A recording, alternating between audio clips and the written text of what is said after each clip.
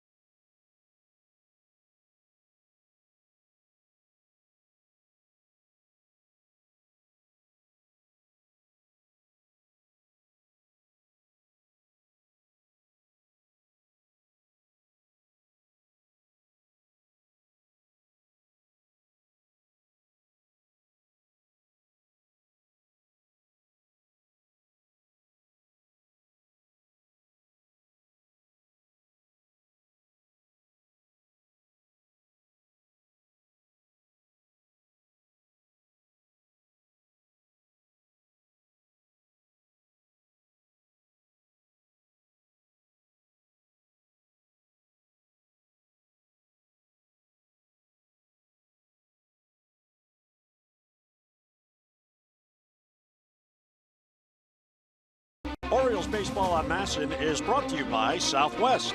Low fares with nothing to hide, that's transparency.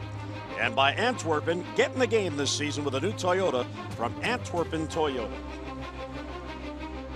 As you can see, a nice day here in Arlington, Texas, but of course it is hot. Here is the game time temperature brought to you by BGE Home. We know more, we do more. 94 degrees, and it is down to 94 degrees. It was higher than that today. Just a slight breeze, the humidity at 26%, and we have blue skies and plenty of sunshine here in Arlington, Texas. And the Orioles tonight welcome their newest player, one of the players acquired in the many trades. Here's Jonathan Villar. He came in the Jonathan Scope trade, and he will play second base tonight. Originally signed with the Phillies out of his native Dominican Republic. He has also played for the Astros and for Milwaukee. 27 years old. You see the numbers in the major leagues. This season, 261, and he also had 14 stolen bases for the Brewers. And prior to tonight's game, he was asked what is the best and/or favorite part of his game. I love run the base. So see they need in whatever situation, the third base no give me sign for steal. See they need a steal or something, whatever. I can see to hang all the time to the dugout. See they need a steal, I can steal. You know, that's my game. That's my game. That's my baseball. That's a game we need to play right here. And Jim, that's a skill that the Orioles certainly can use because they really haven't had a stolen base person, a player with the quality of VR in the past. Well, yeah, what they've had is maybe a Craig Gentry, who's not an everyday player, Chase Peterson, 9 steals, 10 for Gentry.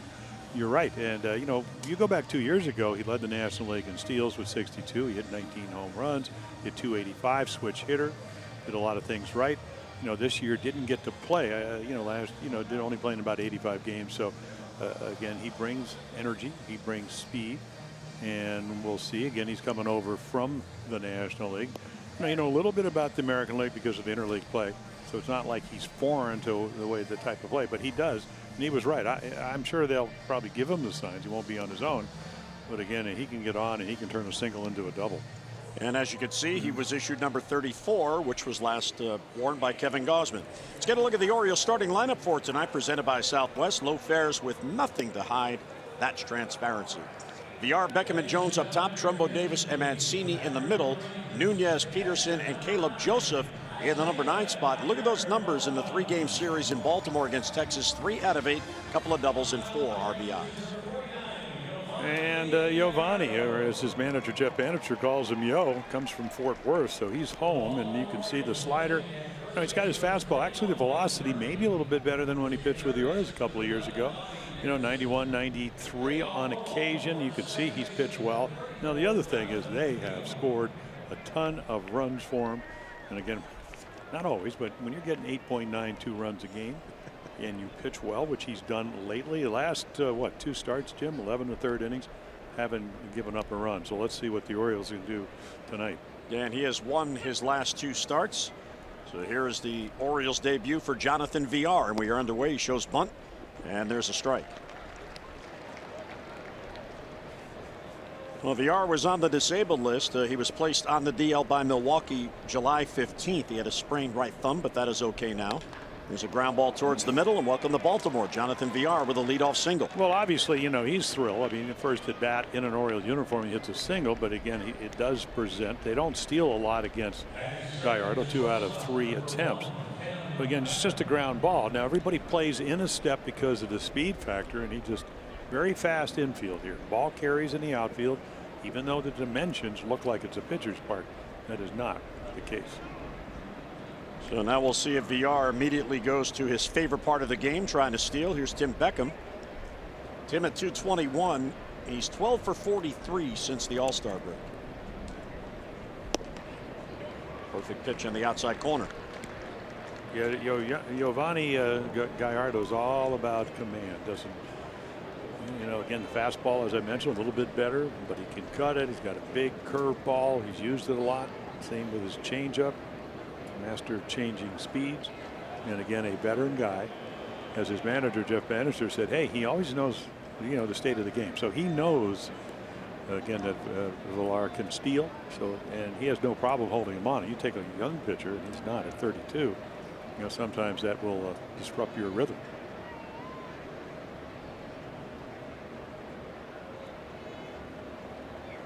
And the 0-1 misses outside. A ball and a strike on Beckham.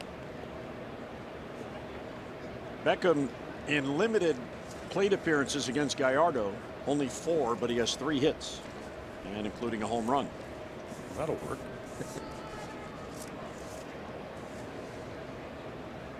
First game of a 4-game series here in Arlington. And a base hit to left field, so Beckham's bat coming on. And the Orioles have first and second and nobody down. Well, the Rangers defense will take a look at it. I mean, last year only 71 errors. That was the best in the American League. This year 83, the most. Already, what, 12 more than last year. Calhoun, DeShields, Gallo in right, Beltry, Andrus, Odor, Profar, and then kind of Falafa. Your new favorite player? Well, I'm going to call him Isaiah. Or the Texas catcher. Yeah, that guy. So here's Adam Jones, and yesterday in his final at-bat in New York, he got a base hit to extend his hitting streak. RBI chance here in the first, and he'll take it low. Yep, just a little line drive down the inside, and then again, you know, he hit the ball hard. He lined out, and Beckham got doubled up, so he's been red hot. And you can see the average reflects that. You know, he got off the home run skid. Gallardo turns and looks, and he gets Adam Jones at first. Yeah, I'm wondering if Adam hurt himself because gingerly down the line. Yeah.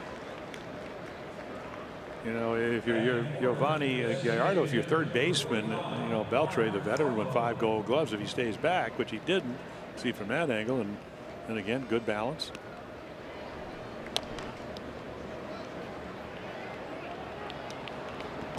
Nope, he just did not run as hard as he normally does. I still think he would have thrown him out, but you never ever know. So he does advance the runners for Trumbo. VR to third, Beckham to second. And the fastball up and away. So we talked in the opening, you know, certainly Mark Trumbo capable of driving in runs, hitting home runs right here. Don't even have to get a base hit. Fly ball will get a run in of any depth. And you know the book. Sliders down and away, or fastballs on the corner, and you know, he's a better high ball hitter than low ball hitter, and that's the way they'll go after him. Trumbo has hits in his last 4 games, 5 for 16 with a couple of ribbies, but he is in an extended home run drought now. 68 at bats since his last home run on July the 9th. Yeah, that's that little cut fastball that goes along with the slider. And yeah, the one number that jumps out, even though he's 5-1, a lot of run support, high ERA at 4.81, is 361 with runners in scoring position. And look at the touch of gray there. He didn't have that when he pitched for the Orioles. 32. Yes, absolutely. Trumbo to second base. A run will score. There's Odor. He'll throw out Trumbo, but there's a manufactured run. Well, I mean, that's the simple thing. Yeah, get a couple of base hits. Even though Adam Jones tried to do more than he did, he advances them, and then you don't strike out. You know, we've talked about this is an audition for a lot of guys, and of course that's just good hitting. You know, they have everybody back. If you're a veteran hitter, you put the ball in play, you don't strike out, you don't pop up, and you take the lead. And you see the shift that Texas will employ against Chris Davis. Chris is really showing signs of coming out of it, and the reason I say that, Jim, is he has walked now 7 times in the 11 games since the All-Star break. So what that tells me is he's seeing the ball better, and he's not chasing as many pitches. Well, also Manny's out of the line. I mean, it's a combination of all the things that you talked about. Swing a little bit better, line drive to center yesterday, and you know, a couple of home runs against Tampa on that Sunday. But if you're going to pitch him out over the plate, he becomes a much better hitter. And that's why you could see Gallardo trying to go in on his fist, and he's into a hitter count. You see, he just can't get to that ball because of the way the swing path. Hands start high, you drop your hands, the ball in at 92 is you can add 5 miles per hour because you have to hit it out in front. And that's why, you know, pretty good swing, but just didn't quite get it. Now you take that same ball out over the plate, a little bit more time to hit it. And Again, same spot, same result. Well, that's a cutter. So, again, Gallardo, he's been pitching well. Last year with Seattle did not have a good year. With the Orioles did not have a good year. But it certainly, he knows how to pitch. And then you Doug Brocail on the right there, Don Wakamatsu on the left, the bench coach. But he can drop that big slow curveball off and really get you out in front. Bounces in there, so the count goes full. That was it. And that's a pretty good play by Falafa. There you go. Well, he hit a couple of home runs over the weekend against Houston, but again, if you're going to catch, well, you want to block that pitch with a runner in third, and he does. That was the 57-foot curveball. Easy to throw. Just get on top of it and spike it. And the 3-2 is low ball 4, so he draws another walk after a 2-2 count. Well, Gallardo, as Jim mentioned, he has been on some kind of a roll, and he is very comfortable back home in Texas. Well, he really is. And, early on, he keeps winning because we told you about almost 9 runs a game. But everything comes down. And, again, you don't give up a run in 11 1/3 innings. You're pitching well. And one of them was against Houston. First and third for Trey Mancini. And how about that? Chris Davis gets a throw to first. Gallardo has heard about Chris's 2 stolen bases. In high school. No, he has 2 this year. I know that. Give the guy credit. Well, he did grow up here, and Chris is from Dallas, and speed guy. Well, hadn't been thrown out. 2 out of 2. He has better speed than you realize because he's so big. Well, he does run hard, and he does have good speed, but he doesn't have what we would call stolen base speed when you think he's going to run. The surprise attack.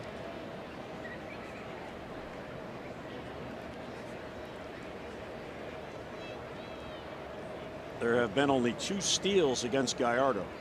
But as hot as Mancini is, he's not going anywhere. 15 for his last 44. And a high fly ball to right center field. That's playable for DeShields. He'll get there, and he's got it. But the Orioles do get a run. Couple of hits and 2 left. We head to the bottom of the first. Hastert goes to work in Texas.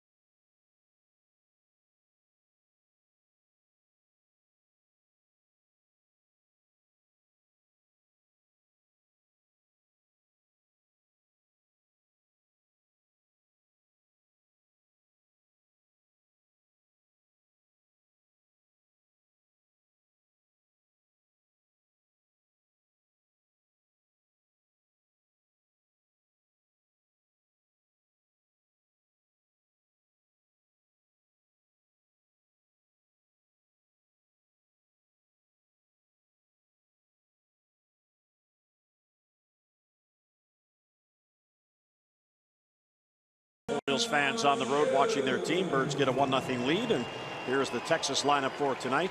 Drew Odor and Elvis Andrus, who has the longest active hitting streak in the major leagues at 12 in a row. The future Hall of Famer Beltre, then Profar, Gallo, Kiner Falefa, Calhoun, and DeShields. And Andrew Kashner, so he's back home last year, in his only year with the Rangers, won 11 games, 2-seam fastball. As Jeff Bannister, who managed him last year, said, boy, he can throw the ground ball. Did it last year, does it this year. He's predominantly ground ball pitcher. Home runs up a little bit, runner in scoring position number up a little bit. But he has pitched well. It's never about the velocity. Average fastballs around 93, home runs 15 all last year.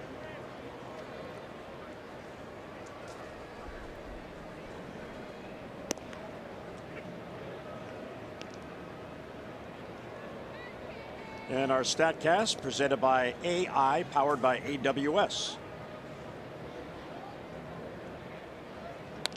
There's a bouncer into the shift.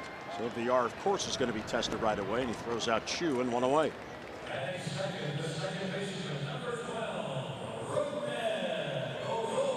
Now take a look at the Orioles defense, kind of in the middle of the pack. Mancini, Jones, Peterson, a new look in the outfield. At least Peterson playing all over the place up in New York. Nunez, Beckham, Villar, Davis, and then, as we told you, Caleb Joseph. And, in fact, Austin Wynns has been hitting behind the plate. Caleb's been swinging the bat well. And there is Tim Beckham. 7 errors in 11 games for Beckham since the All-Star break. And you can see that it really is affecting him by the way he approaches ground balls. When players are scuffling a bit, they get a little mechanical.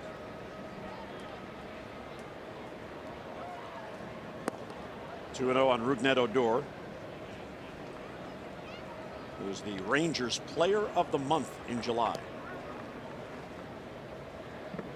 Batted .341 with 6 home runs and 12 RBIs in the month for Texas. Although the Rangers had a tough month of July, they won only 8 games. They went 8-17. You know, but most of those wins in the last 8 or 9 days. Lost 2 out of 3 against the Orioles. One of them a 1-0 loss. Of course, Odor being red hot. And a strike on 3-0. Home runs down, average up.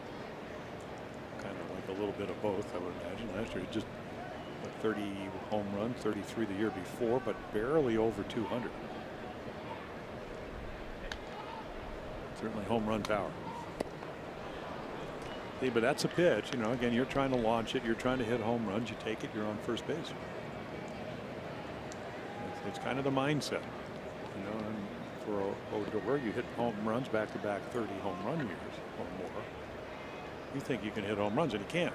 But the on-base percentage and the average goes down. And the 3-2 is outside, and there's a 1-out walk. Let's get a look at our Maryland Live Casino inside the numbers and the head-to-head. Orioles got 2 out of 3 in Baltimore, the series just before the All-Star break. Well, the starters pitched well, and then, of course, the bullpen's pretty good, but theirs was no runs off them. And you could see neither of the teams hit very well with runners in scoring position, and neither of them scored a lot of runs, but that 1-0 win that kind of turned the tide for the Orioles. Here's Elvis Andrus, who, as we showed you, has a 12-game hitting streak. That is the longest active streak in the major leagues. Ball 1 outside. Andrus now 29 years old, and he's in his 10th big league season. Here, that's the amazing thing. Came over in that Mark Teixeira trade to Atlanta. Boy, coming off his best year. A little broken right forearm early, missed almost 2 months, but last year most home runs, highest batting average, most RBIs with 88. Good player. Yeah, that was a 5-for-2 deal with Atlanta. 5 came here, 2, including Mark Teixeira, went to the Braves. And the 1-1 swinging a ground ball, base hit left field. So Andrews stays hot. Now a 13-game hitting streak. And the Rangers have first and second with 1 down. Yeah, you think it's a pretty good pitch, and it broke well, but it stayed in the middle of the plate. And as we mentioned, very fast infield. And the temperature, 94 when we started, 96 today, but it's been in the hundreds. So this infield could get baked. That's why they score a little over 5 runs a game, 5.04 here and 4 on the road, even though they have a winning record at on the road, and here they're under 500 because their team ERA is sky high. Adrian Beltre now 2 on and 1 out, and there's a strike. Beltre tonight playing in his 2,890th game, which is 15th. He's now 6 behind Brooks, who finished his career with the O's 2,896 games. Perfect pitch in the outside corner, 0-2. Yeah, boy, you'd love to throw a double play ball.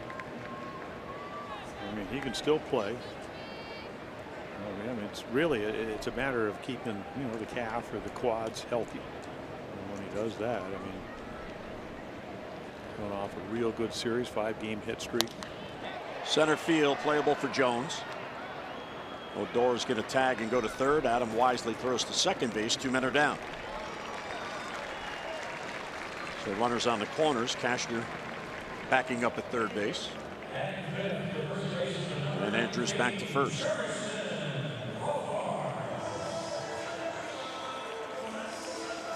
So if this was last year, I mean, he stole 25 bases last year. This year only 4. Guys that try to steal against Andrew Cashner, 4 out of 5. But Caleb's done a good job this year. He's catching them at 32%. Caleb is really playing well. And with all the moves, now one of the real veterans on this team at 32 years old. Breaking ball low and a nice block. Caleb in his 5th big league season. I was talking to him earlier. Say, you know, with all that's gone on in the last 2 weeks, do you realize now you're one of the veterans on this team? And he goes, yeah, it's crazy. I don't feel like that, but I am. 32 years old. Of course, he was sent back to AAA this year and earned his way back, and now he's back in his #1 position, which he began the year as the #1 catcher. You saw him signal to the middle infielders what he'll do if Andrews takes off with the runner at third. Well, I cannot imagine they're going to throw through. You know, Beckham, as you mentioned, you know, erratic arm. Don't know about Villar's arm. Got really good speed with Odor at third. The Orioles have been utilizing that new play. At least it's new to me. I haven't seen it a lot in the past, where first and third, if the runner breaks from first, the catcher throws the ball back to the pitcher, trying to simulate that he's throwing it through and hoping to catch the runner off third. So far, they have not caught a runner off third, but it's obviously done by design and strategy. Cut the plate in half, I guess, high. Yeah, Norman and Caleb did it over the weekend, but he didn't look at third at all. So he just picked it up and threw it back to the third baseman, or caught it. And I think the crux of that is that even if you don't look at the runner at third, is that you're still going to be able to throw him out at home plate, almost encourage him to run. That ball is crushed.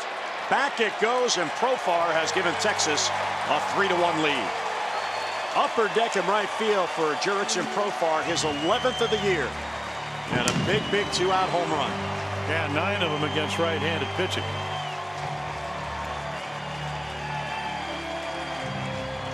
Well, out of Curacao, and he was always going to be the fair-haired boy here until he hurt his shoulder. Switch hitter, can play all over the infield, and then he gets a pitch to hit and doesn't miss it. You hit any ball hard and get it elevated. You can see 2-seam fastball in the middle of the plate, never got to the corner. Well, I was watching him in batting practice, and he can hit him from both sides of the plate. Ball 1 to Joey Gallo, who's playing in right field, so the celebration's on the bench. Profar is a very popular Rangers teammate. He's just 25.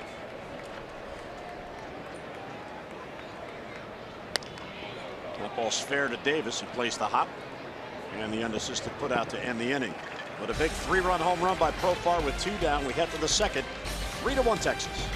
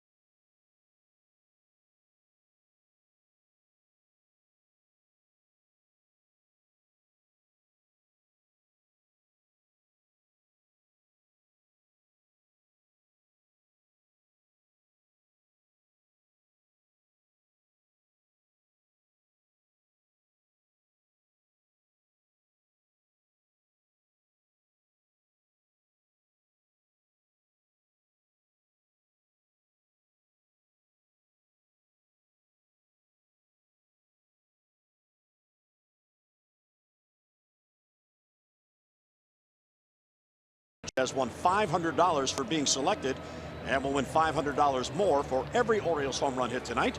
You can play Home Run Rich's scratch-offs and win up to $50,000 or enter non-winning tickets for a chance to be the contestant of the game. Visit mdlottery.com/home run. Well, a home run off the bat of that Texas player, Jurickson Profar, has given the Rangers a 3-1 lead. And it's a big hit, Jim, when it comes with 2 down. Well, he also was over 300 in his last 6 games, so he gets a pitch to hit, and you know the story. You know, the guys that are hot, they get the good pitches. They do something with them, and the guys that are cold may pop them up, or, you know, ground out, or he maybe even line out. But boy, does that, you know, it kind of plays in what they do for Gallardo, which is get him a ton of runs. Renato Nunez began the year with the Texas Rangers, and then the Orioles got him on a waiver claim. Swinging the bat well. .259 as an Oriole, and 5 of his 7 hits are doubles. And another base hit, this one off the glove of Beltre.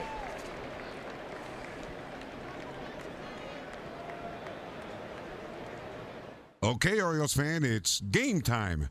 Time to get up and start your day. So get up, get going, and put today in the win column.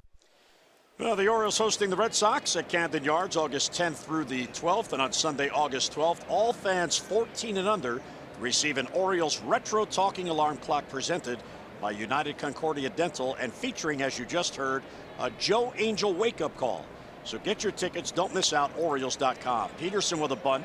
Beltre has to throw off balance, and he got him. What a play by the future Hall of Famer. Well, you know, I was asking their manager, Jeff Bannister, do you think at age 39 he's going to play next year? He said, well, if you saw him make some plays and the way he's been swinging the bat in Houston at age 39, and you're going to see it right here. Now, look at it. Watch, this ball is going to go left because of the spin.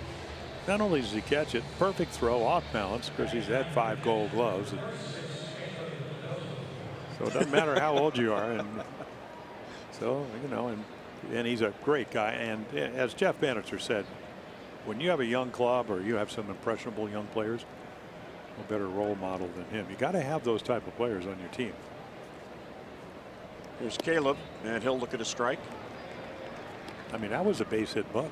Yep. And it became an out. Now, you know, Peterson was bunting for a base hit. The good news, he does get Nunez into scoring position.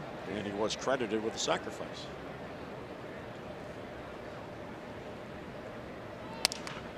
Line foul the other way. Sounds like he broke his bat. A little cut fastball, and that's what he does. In and out. Our AT&T achieving more, and here's Caleb's numbers in his last 12 games. Very, very consistent. Yeah, even now the home run, you know, change up, you get that home run. So, and to me, from just watching him, he's been, you know, can't do it here because he's down 0-2. He's just been a little more selective, working the count better.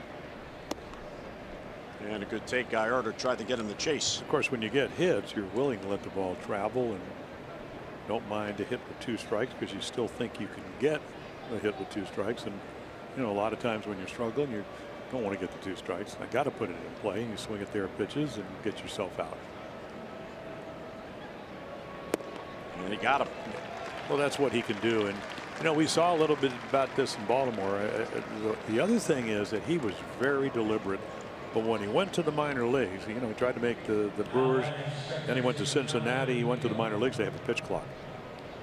Got him in a good frame of mind. And, you know, again, being a little bit more aggressive and not being so ponderous, which we saw. He would take forever. Talk about that alarm clock. He needed it if you were an infielder or an outfielder. He needs Joe Angel yelling at him. Yeah. Time to wake up. Here's VR, who singled in his first Oriole at bat. And he'll take ball 1. And remember, he has a little bit of power. 19 home runs 2 years ago. He got to play every day. And he becomes the Orioles' lone switch hitter. And he's also an ideal leadoff hitter, something the Orioles lack. Chased an off-speed pitch there. Now 1-1 the count. Yeah, I think when you look at the sum total of, you know, of Britton and Manny and Scope and Brad Brock, you would like to get major league players, maybe even more than Villar, but you did get one. And you did get a guy that does, he fills the need. Ball on a strike. And a good take inside, ball two. Well, Gallardo, he's had a really interesting year. He was drafted by Milwaukee back in 2004, and he eventually became their ace. But this season, he went to spring training with Milwaukee, hoping for a reunion there, and he was cut late in spring training. He was released. And then, as Jim mentioned, he signed with Cincinnati, and I think he lasted with the Reds about 2 weeks. About 8 runs. 3 appearances, 8 runs. And that's how the ERA got as high as it was over 6. If you look at his total ERA, but with the Rangers, a little bit under 5 runs a game. But it's come down even then because of the shutout innings until the first. Got under it, right center field. There's Gallo. Shields now calls him off, and the center fielder has it for the out. So leadoff hit, a man left, mid-second, 3-1 Texas.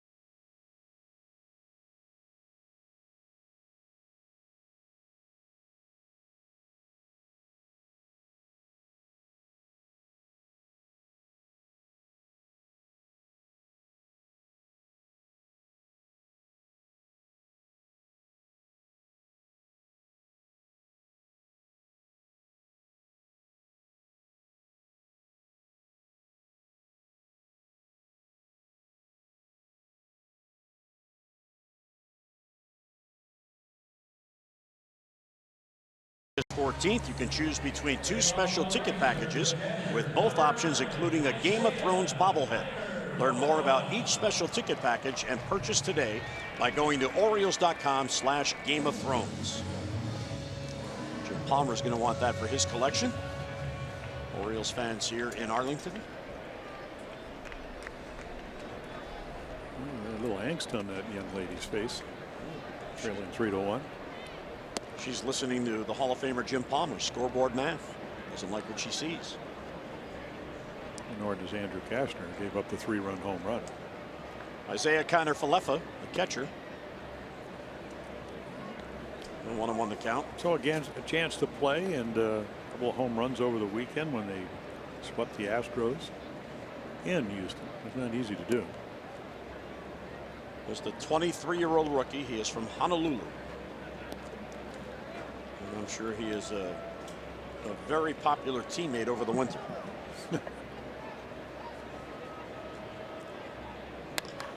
That ball's lined to right, but it hangs up for Peterson. Mr. Utility has it for the out and 1 down. Time for our PNC Minor League Insights, brought to you by PNC. There's no better time to act than today. PNC, make today the day. Martin Cervenka, who is the catcher at AA Bowie, and he is the Orioles Minor League Player of the month of July. .364 average, 7 home runs, 25 RBIs, and one of those prospects, Jim, that has been going under the radar, but he's having a really good year. Yeah, and of course the important thing, and we see it all the time, especially at least in the years past with the present regime, is you can hit, but you better know how to catch. And it's funny how many guys, Chance Sisco's gotten better. Of course, Austin Wynns, I don't think he ever had a problem. Same with Caleb Joseph. Foul against the shift, and it's going to be back in the crowd. Kind of like the pitcher, when you get a pitcher to the big leagues as a starting pitcher, you'd like to have him throw the low and away fastball. Same thing with the catcher. Be able to catch, receive, call a good game. And that's why you go through the minor leagues and kind of tweak what you need to tweak. Ball and a strike on Willie Calhoun. That is a fair ball. He went the opposite way. That one rolls all the way to the corner. Mancini's got to go get it. So Calhoun is on with a 1-out double.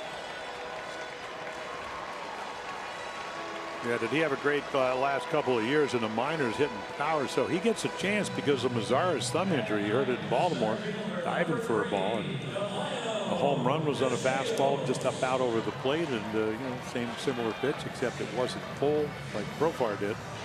This goes the other way, and nobody plays there. Kind of a shift on. Well, Willie Calhoun, just 23 years old, the rookie. He is from the same hometown that CC Sabathia hails from, Viejo, California. So here's the number 9 batter, Delino DeShields, who has really scuffled at the plate in his time in the big leagues this year.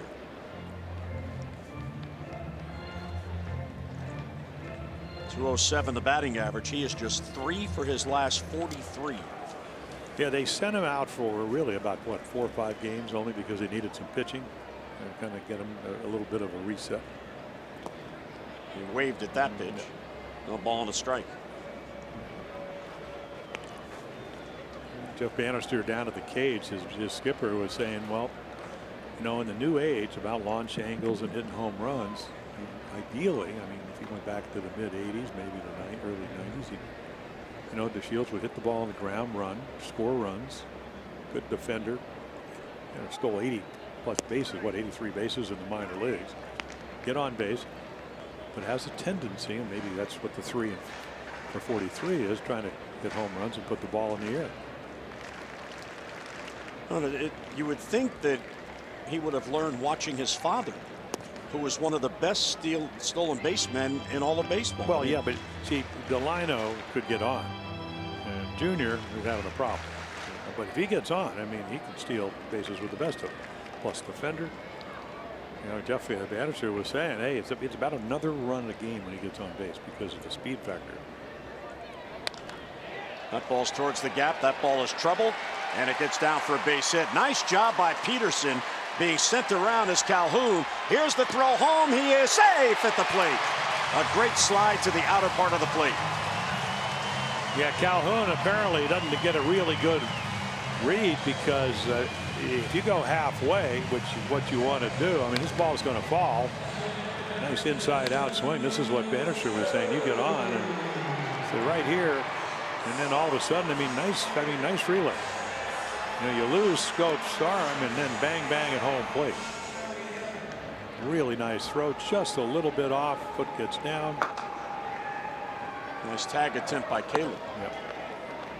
He just had to reach more to the first base foul line and then come back. Well, it's a 4-1 Texas lead. And you could see the speed of DeShields. You know, normally that's kind of a single. Peterson got to it quickly. Not even close. Here's Chu. They have credited DeShields with a double. He never hesitated, Jim.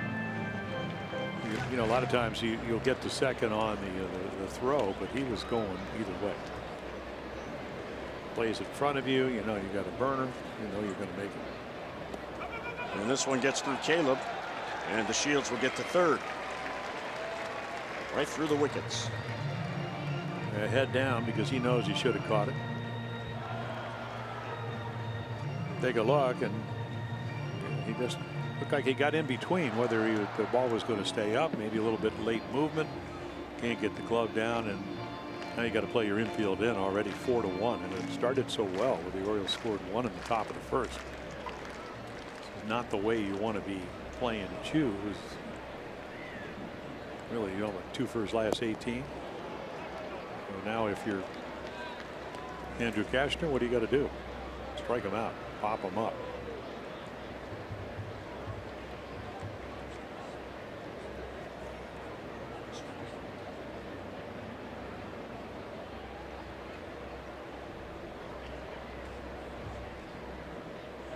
One and two. StatCast AI powered by AWS, and there's the percentages of balls hit on the ground by Chu. So you can see he's not, I mean, he predominant is what, in the 70%, but he still shoots balls the other way. Well, what a streak, getting on base 52 straight games.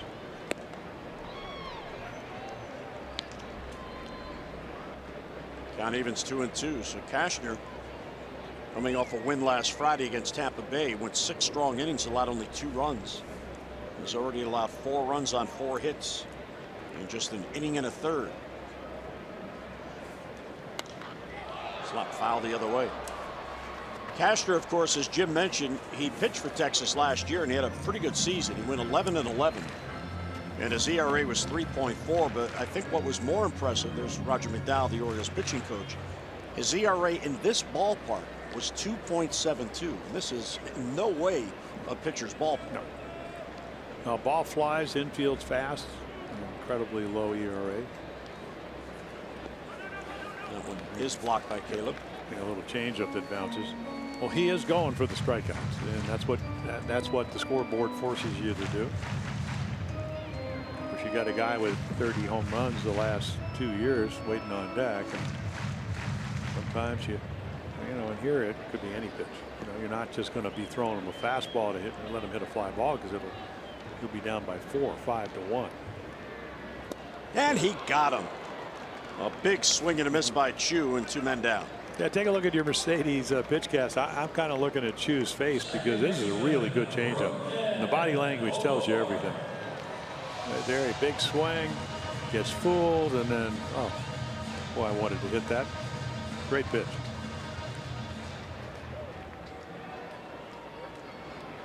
Here's Odor, who walked to get the rally going in the first.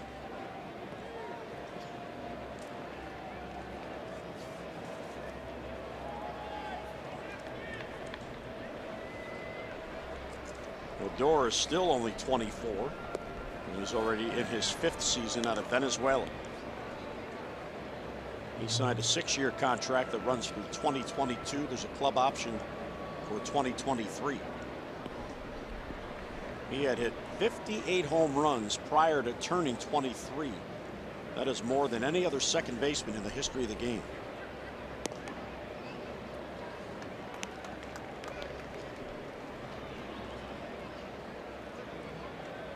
Cashner falls behind 2-0. The last time Cashner faced Texas was September 1st of 2015, when he pitched for the San Diego Padres. And he pitched low ball 3, and that start was in San Diego. So it is the first time he's pitching on this mound as a visiting pitcher.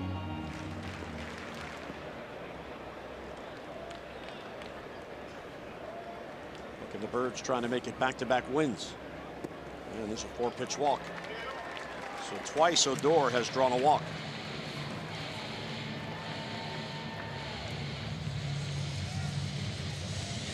Yeah, one of those scoreboard walks where you're not wild, but you try to make your pitch, you get behind them, okay, who do I want to pitch to, even though Andrus is going to come to the plate. He hit a curveball in the left field, end up scoring one of the 3 runs they scored in the first. And he's about as hot. I mean, he's now got a 13-game hitting streak. I mean, they're not playing well. They come in at 46 and 83 because they're pitching. Their team ERA is higher than the Orioles, but they can hit a little bit. 7th in runs, tied in home runs with the Orioles. What you can get them to do is chase. They lead the American League in striking out. So far tonight, though, only 1 strikeout. Well, the only way you can do that, though, is get ahead. So here's Andrus, who singled and scored in the first, now with a 13-game hitting streak. He has been on a tear, as you could tell, with the streak since the All-Star break.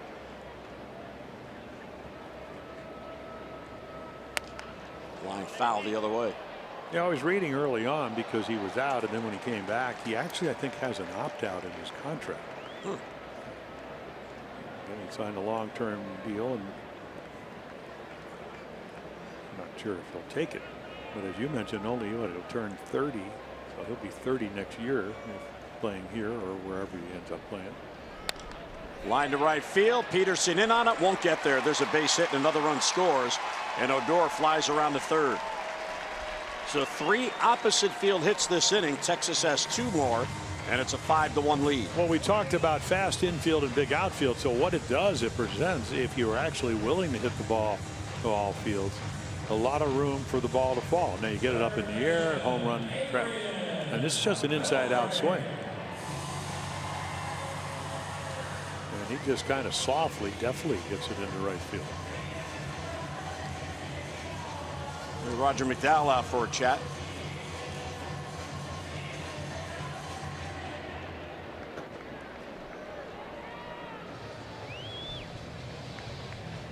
So 4 of the 5 runs by Texas have been driven in with 2 men down.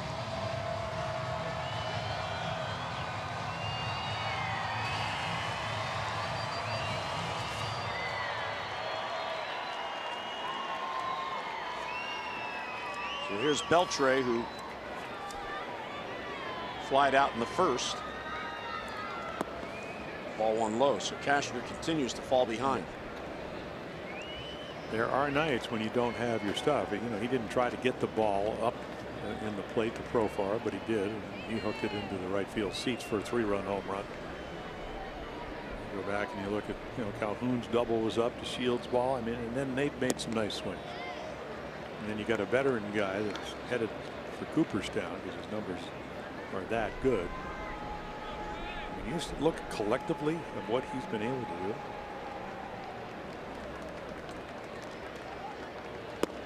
You know, the combination of base hits, the home runs, the RBIs, the games played. And Gold Gloves, so you're sitting there and you're going, oh, Chipper Jones gets inducted last Sunday. Well, 468 home runs. Well, Beltre's 1 away from that. And he's chasing George Brett for the most hits by a third baseman. Beltre is at 31-27. Brett finished 31-54. So it was, what, 27 away.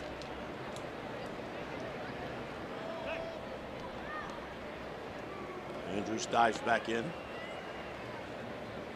Yeah, that's the awareness of a veteran pitcher, even though he's not pitching well. You know, I think if you're young, you're going, I just got to get Beltre out. And then Andrews walks into second base. But Andrew at least is paying attention to him. Not much of a lead, though. And this one gets away. Caleb doesn't know where it is. And it's back of the plate. And Andrews alertly gets all the way to third. And Beltre goes down in case there was a throw.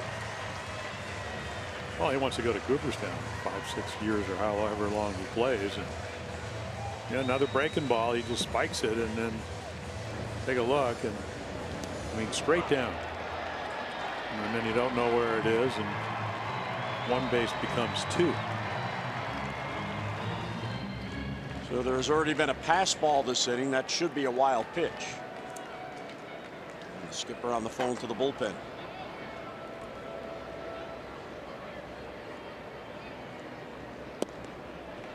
And there's a walk. Second walk this inning, 3rd on the night for Andrew Cashman. You know, we're talking about Andrew in the last 9 starts. But the only time that he's even given up any runs at all is that Yankee game where he got a no decision, 5 runs. Every other game, 3 runs or less. So obviously tonight, the exception. Donnie Hart begins to get loose, one of the 8 relievers in the Orioles pen tonight. So 3 runs in the first, 3 more here in the second. And here is Jurickson Profar, who had a 3-run home run for the runs in the first inning.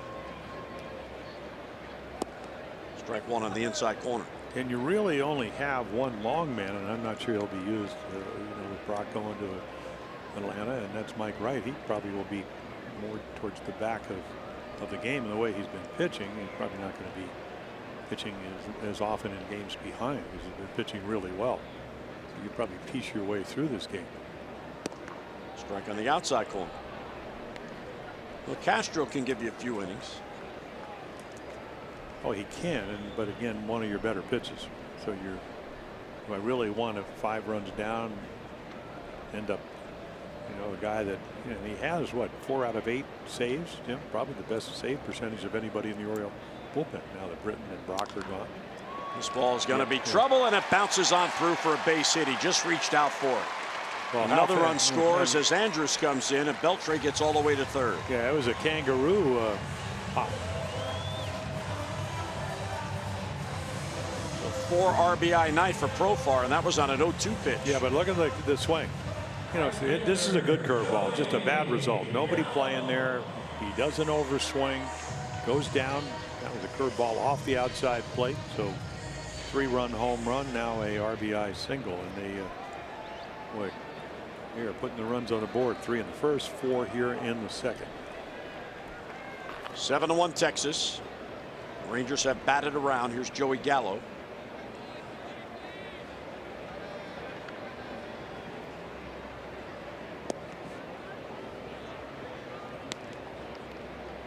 Gallo is second in the American League in strikeouts with 144, but he is 7th in walks with 55. He is just 6 for his last 33, and he gets ahead 2-0. Yeah, but with him, I mean, you know what, 5 home runs in 12 games. What, I mean, he hits home runs. You know, since the break in 9 games, he's hitting 188, but 4 of those hits that he has gotten are out of the ballpark.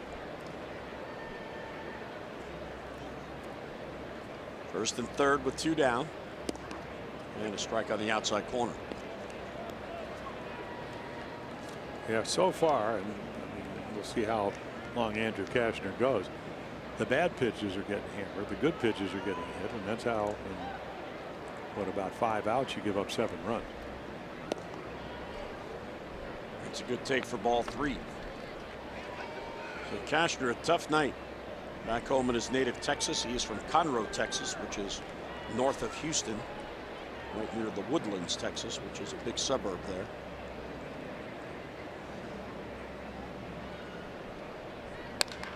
Ripped, and that's a base hit down the right field line.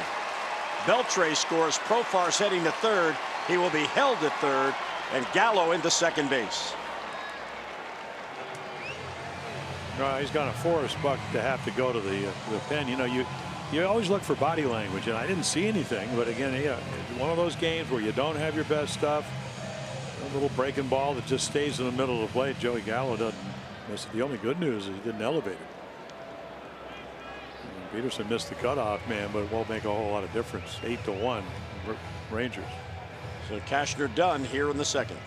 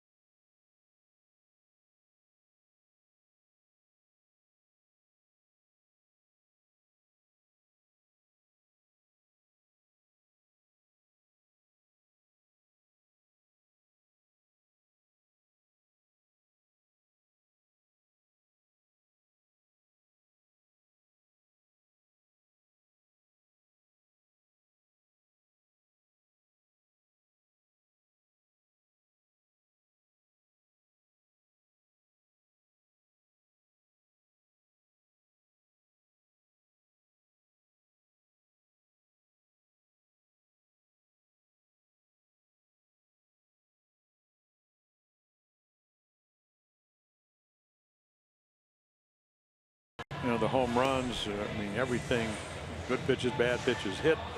You can see not the strike to ball ratio not where you want to be, and your Jiffy Lube pitching change, regular oil changes at Jiffy Lube will help your vehicle's engine run cleaner. and longer. Jiffy Lube drive in today. So Donnie hard on. Oh, up and down. Uses a closer at AAA Norfolk, and he actually did a nice job. 6 out of 7. So again, you know, now he's going to be called on to get righties and lefties out. You know, lefties usually never seem to be a problem, but the righties at 421 a little bit different. He inherits 2nd and 3rd and 2 down for Isaiah Kiner-Falefa. And there's a strike. This is the first appearance for Donnie since he was called back. He was with the team in Toronto when the post All-Star break part of the schedule began, but he was sent out. Didn't get to any games. In the Sunday game he was sent out. Breaking ball bends outside. So his last appearance with the Orioles was against Texas on July 14th. 2/3 of an inning without a run. Falefa lined out to Peterson to begin this inning. Cashner had 1 out, nobody on, and then it fell apart. A little bit low. For a team that leads the American League in striking out, Texas pretty patient tonight. Well, again, you kind of explained it, where you're trying to get ahead, make your pitches, and when you do, they hit them, and then you're not ahead. And they can sit on pitches, and their approach has been great. Here's another base hit. Line drive to right center field. 2 more runs are going to score. Profar in, Gallo right behind him. Play at second base is not in time. And now he's out. He came off the base. Kiner-Falefa came off the base. So that'll be a 2-run double to cap the inning. But the Orioles get a break as the momentum forced Falefa off the bag. So a rough inning for the O's. Texas with a 10-1 lead.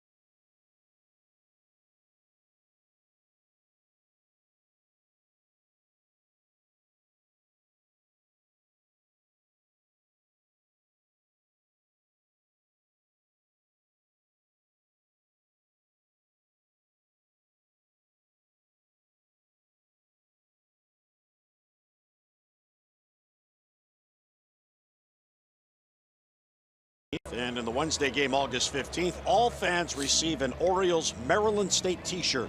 So come on out and join us and get this new collectible. For your tickets, Orioles.com.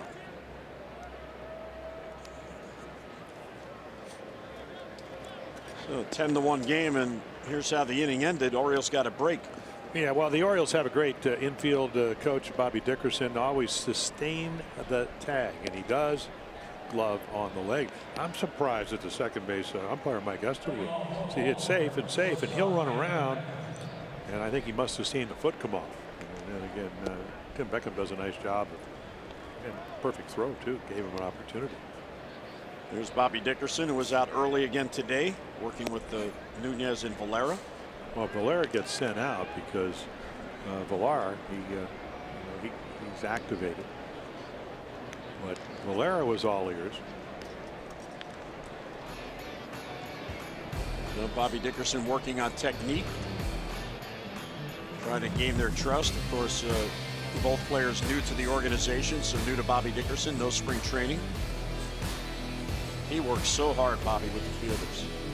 Well, yeah, and you know, it's funny when Jonathan Scope gets traded to the Brewers, and the first thing he says is that I want to thank Bobby Dickerson because that's how I became who I am.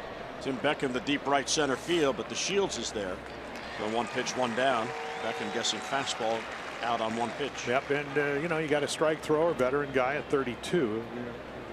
I think he's had so many good years in Milwaukee, and then you know he goes to Texas, and then he comes here, then he goes to Seattle. That he'd be older than 32.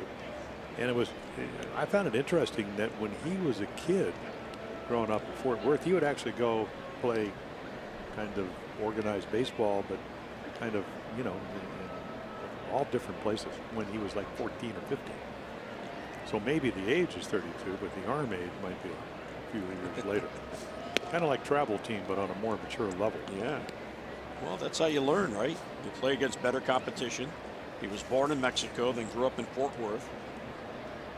Rangers got him later in his career in a trade when Milwaukee sent him here for Corey Knebel, who is now the Brewers closer, and Luis Sardinas, who is now at AAA Norfolk. Jones fouls it off. And then they get you. We told you they average 8.9 runs. They've done better. He pitches, it rains runs for the Rangers. And now, at least for the moment, not one pitch is going to mean a whole lot other than you can relax, you can make your pitches. So what do you think? Does the gray in the beard age him a little bit? I don't know. It's working. He's 5-1. Makes him stately. He's mad at himself. Well, you know, you got a 9-1 lead. You don't want to be going 3-1 on anybody. And there's a walk with 1 down. And that's another thing you don't want to do. A 1-out walk. Fans visit @MASSON_Orioles on Twitter, and you can enter to win a meet and greet with Buck Showalter, presented by Hilton Hotels. For Hilton Best of Baltimore package, visit masson.me/HiltonBall. BAL.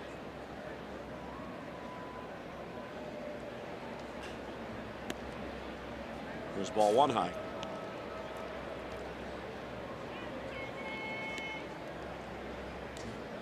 Trumbo RBI ground out in the first, which at the time was looking good for the O's, a manufactured run for a 1-0 lead.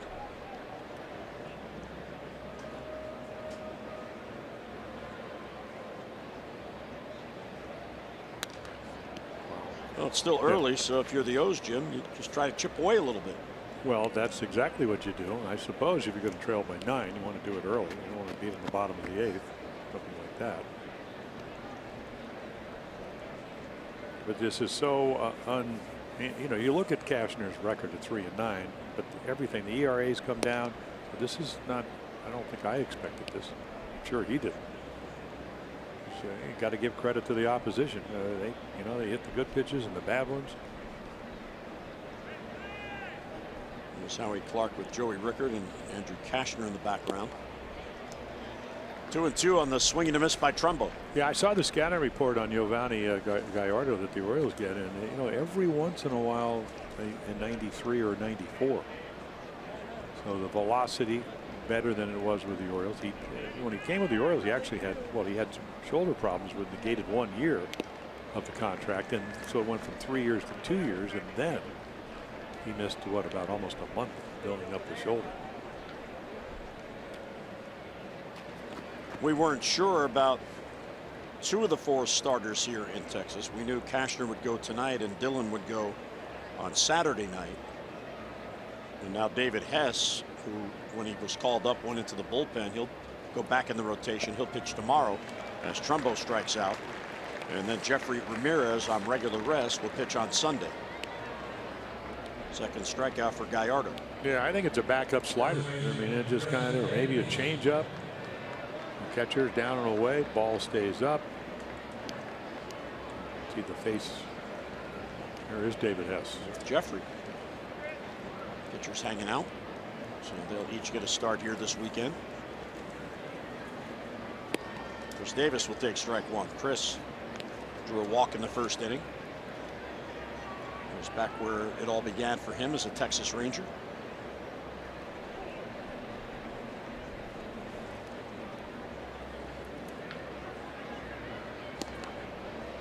He was a 5th round draft pick of the Rangers back in 2006.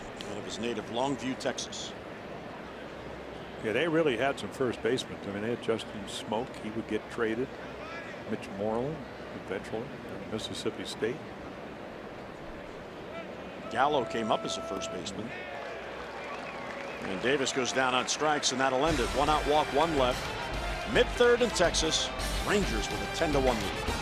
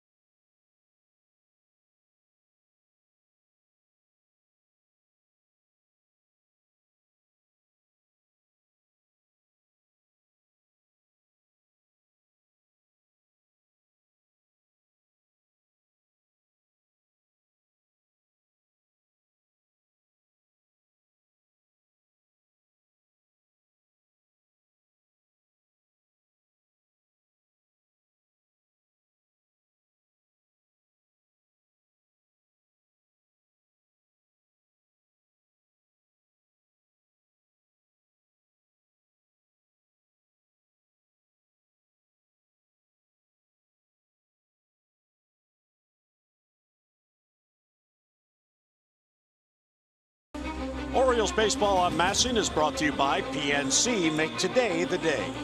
And by the University of Maryland Medical Center. Be a part of something. Dallas-Fort Worth, and it's all Texas here tonight. 10-1 lead as we head to the bottom of the third.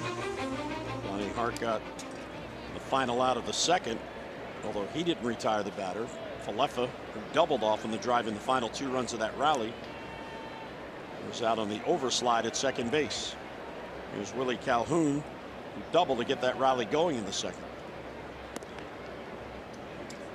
They are shifting on him as they were last inning. And last inning, he slapped it right down the third base line. Of course, nobody's playing third base. Here's the defense. They are joining the Orioles today. And a comebacker nicely done by Donnie Hart. And 1 down.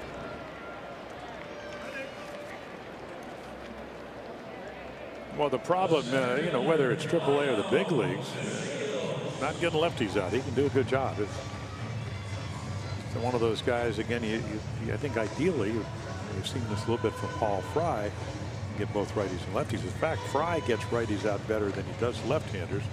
Hart gets lefties out better than Fry does. But again, that when they're hitting over 400 and over 450, that's when you have a problem with Donnie Hart. He has in the past been able to get him out a little bit better, but not this year. Strike 1 to the Shields, and you saw Cashner there, not in a hurry to go to the showers. Well, it's one of those frustrating nights when you really, I mean, you know, you go out, you get prepared, and then all of a sudden nothing goes your way. And plus, it's lonely in the locker room by yourself. That's a good point. Now, maybe nobody will talk to you. Cashner, even if you didn't want to talk to Andrew Cashner, he'll come talk to you. Very outgoing guy.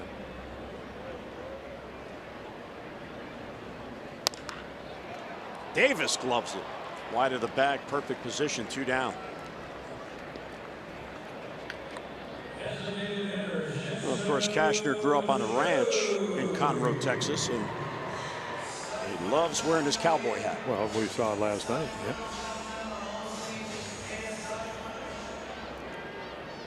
He's an expert horse rider. He does the calf roping. Really? Yeah. Kind of like you know, skiing or motorcycle racing. You know, there are things in your contract that they prohibit. Well, I'm sure that was you know, growing up on the ranch. I'm sure. Oh, you mean now he doesn't do it? Well, yeah. I don't know, but I know he's an expert at it growing up on the ranch. where his father is the local mortician in Conroe, Texas. Local mortician. He's an undertaker.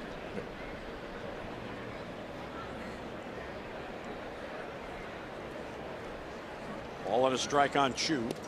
Good looking curveball. Yeah, we used to have a guy in Baltimore that Saul Levinson and Stanley was, one of the partners. Right outside the dugout. So they used to call him the Digger. It was a nickname. He was always there. All the good years. Well, isn't that how Digger Phelps got his nickname? Really? I'm thinking maybe. I might have heard I'm not sure that. he was a mortician. No, but maybe he helped out digging. Inside. Well, the good thing about it, you had what? Taxes, death. The mortician, every time you meet somebody and buy them a cup of coffee, it's a write-off. Just think about that. Oh, you have too much time on your hands. Well, 10-1. Come on. Now it's past the mound. Nunez, nicely done from his knees, and he didn't get him. Oh, that was a tough play. Well, he almost got him. And it's probably the only way he could actually get the ball out of his glove on one hop. And Chris Davis really good at it. So there's a stretch. And then, boy, look at the accuracy. That's usually a ball that Chris catches. I'm not certainly saying that he should have. Nice effort. So a little that early work paying off. If you stand up, there's no way you're going to throw him out. So he throws him from the knees, and the ball, normally, again, Chris one of the better of picking him out of the dirt or taking the short up. So the base hit continues the inning for Odor, who has scored a couple of runs already tonight.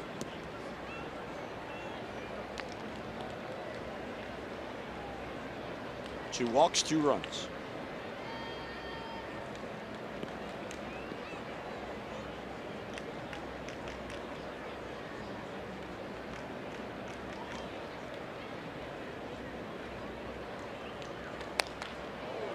Look out, Steve Buechele.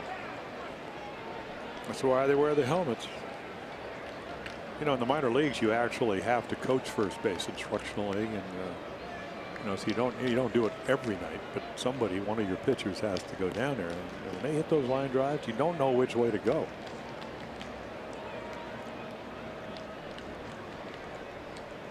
Well, he's a former infielder, played a lot of third base, so he's used to the hot corner. Yeah, but he used to wear a glove. It all started with the untimely and tragic death of Scott Coolbaugh, the Orioles hitting instructor's brother, Mike Coolbaugh, in Columbus.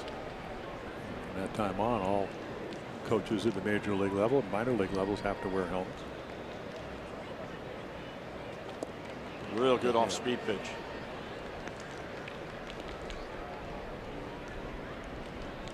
So they count to 2-2. Whoa, he did just get by.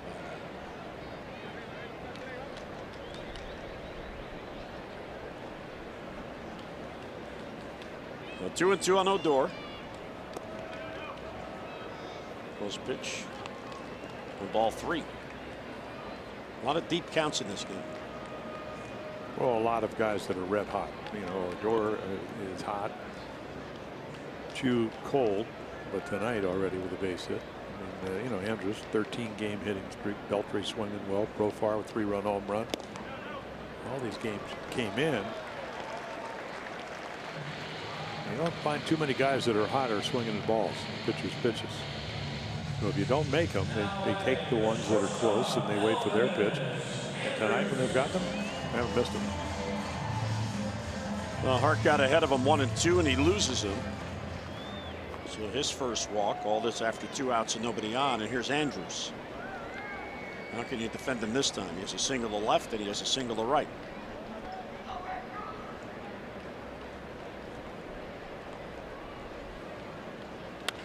That ball's crushed to left field. Mancini will not be able to get it. It's past him for a base hit. Chu will score. Odor will be held at third as Mancini got to it quickly.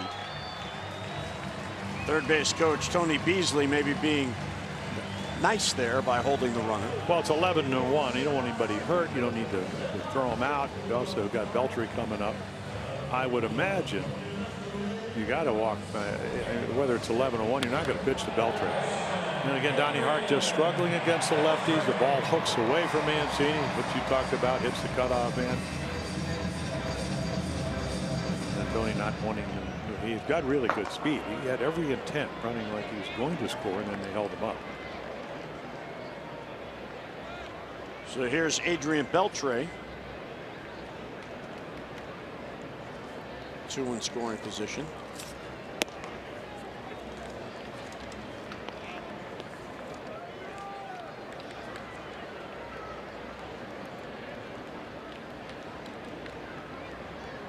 So 9 of the 11 runs have been driven in with 2 down. That is clutch hitting. 9 of the 11 after 2 outs in the inning. And they came in, I mean, not lately because they've been swinging real well. But again, what, 231, one of the lower numbers, or a little bit lower in runners in scoring position, not tonight.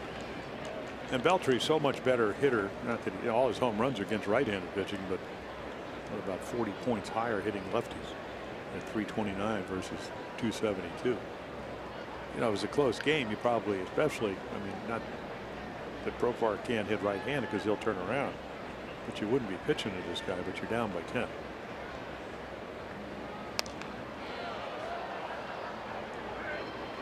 And 2 balls and a strike on Beltre. 2-2 now with that foul ball. Texas, in each of its 3 at-bats against the Orioles here, the first batter was retired in every inning. And this inning, Hart got the first 2.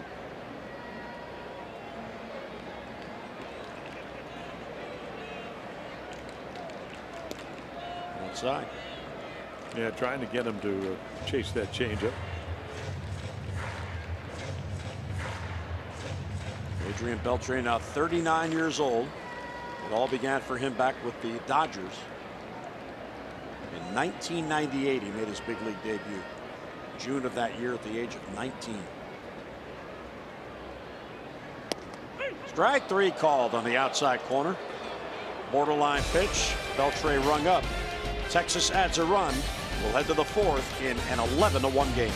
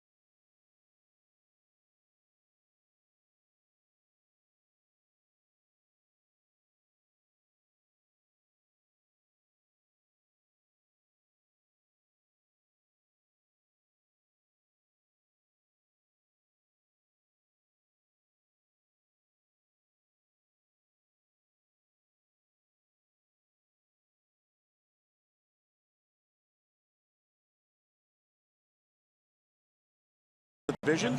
The Yankees, Jay Happ, bad news today, and it's getting worse. The hand, foot, and mouth disease now has officially made its way across New York. Remember, Noah Syndergaard of the Mets got it after a start at Yankee Stadium. Now Jay Happ has contracted that. He is going to the DL now, and his second Yankees outing will have to wait because he is on the DL to recover. Now the Red Sox tonight lead the Yankees 10-5 in the 5th. Sabathia was knocked out in the 3rd inning. Literally, he was hit by a batted ball. Boston scored 8 runs in the 4th. Steve Pearce, the former Oriole, a 3-run home run. And Holder came on and allowed 7 of those 8 runs. So the Yankees had a 4-0 lead early, and now Boston leads at 10-5 in the 5th. And that is one of those series with the Red Sox a comfortable lead. The Yankees really need to get 3 out of 4 in that one. You know what, 4 up in the loss column, and got to win. Well, you got to win at least 2 if you're thinking about winning the division.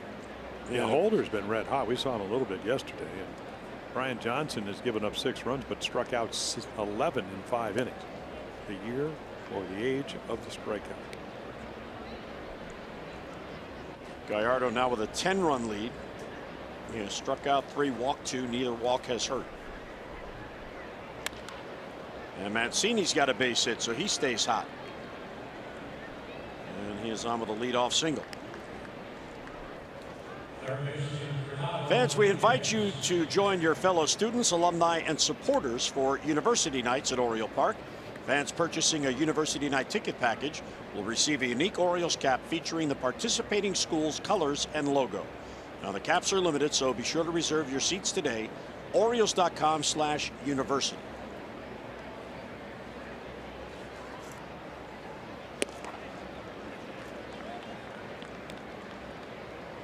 Here's John Marinez. He's getting loose now.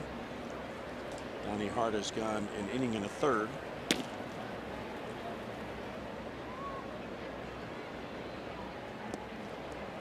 And that one gets away from the catcher, Kiner Falefa.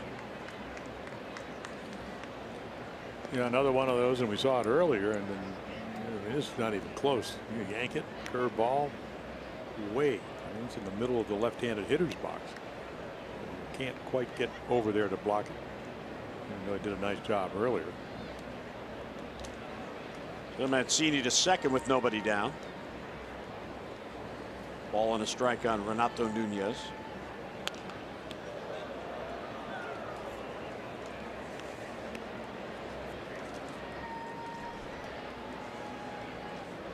Jim told you the Orioles are 14th in the American League with runners in scoring position. 226 is their team batting average.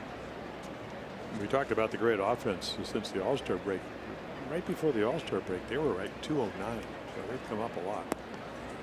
It's one of the things, the runners in scoring position numbers, either individually, team-wise, if you get hot, can come up in a hurry compared to your batting average.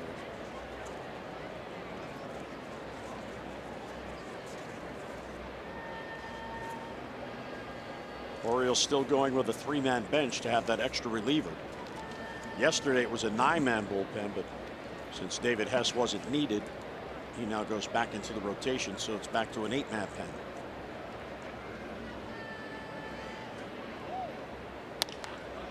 Fly ball to center, shallow, but DeShields gets there. And Mancini back to the bag, and 1 down as Nunez is retired. It's a 4th fly ball out to Delino DeShields in center field.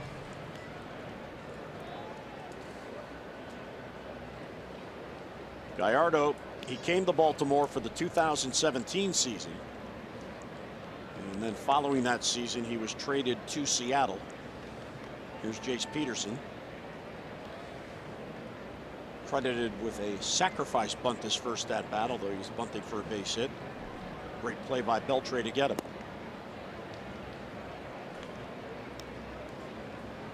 Peterson has a 3-game hitting streak working, and since the All-Star break batting .292, and Peterson is a player, Jim, you really need to respect because his playing time has been infrequent. There's a bouncer off the glove of Profar, and Peterson's going to reach.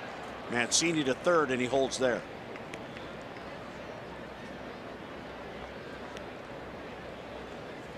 So Profar got to it, but he couldn't get it to stick in his glove. Again, the high chopper, fast field. I mean, again, that top spin. Like playing tennis with somebody where they have the top spin. It doesn't speed up, but it doesn't slow down because of the spin and then the hardness of this infield. You either catch it or you don't. I believe they gave him a base hit because of the bad bounce. You would imagine that would be the case. So first and third with 1 down, and here's Caleb. Strike at the knees. Joseph doesn't agree. Thought it was low.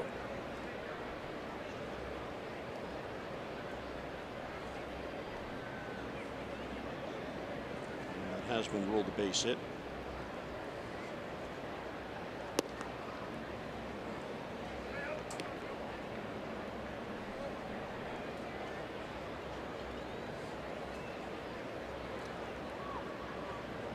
Mancini and Peterson first and third, one down. Fastball too tight. And that's one of those pitches that, a month ago when you're scuffling, you swing at it, get jammed, took it.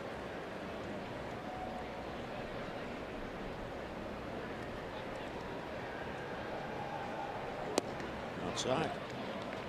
Yeah, changeup. So even a 2-1 changeup with a 10-run lead.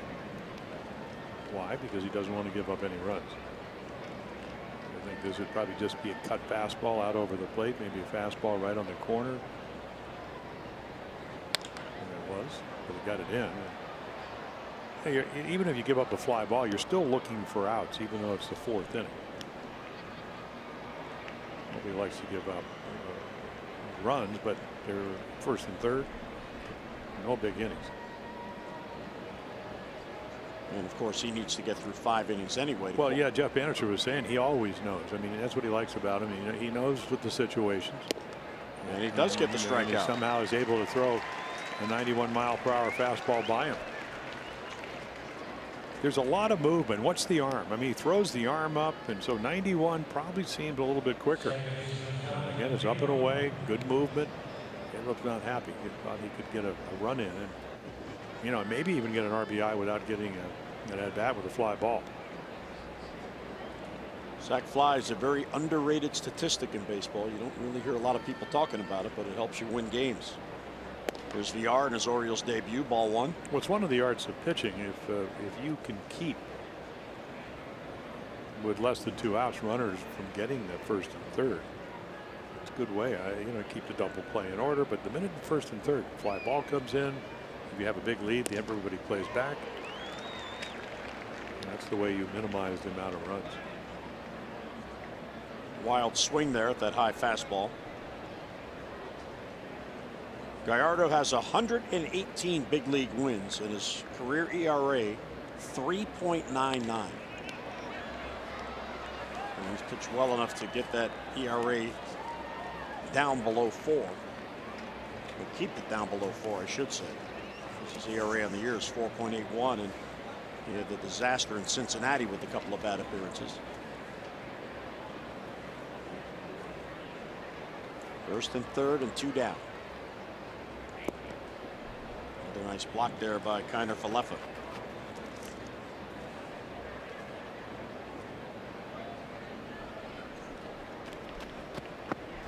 Gallardo was 6-8 in his one season with the Orioles in 2016. He signed late, and he had shoulder issues that year, and probably was a case of not really being pitching ready. And a line drive caught by Profar, who was holding the bag. He robs VR of a base hit and an RBI. So the O's threaten they can't score. They had first and third with 1 down, and Gallardo pitches out of it. VR makes good contact. Profar does the rest.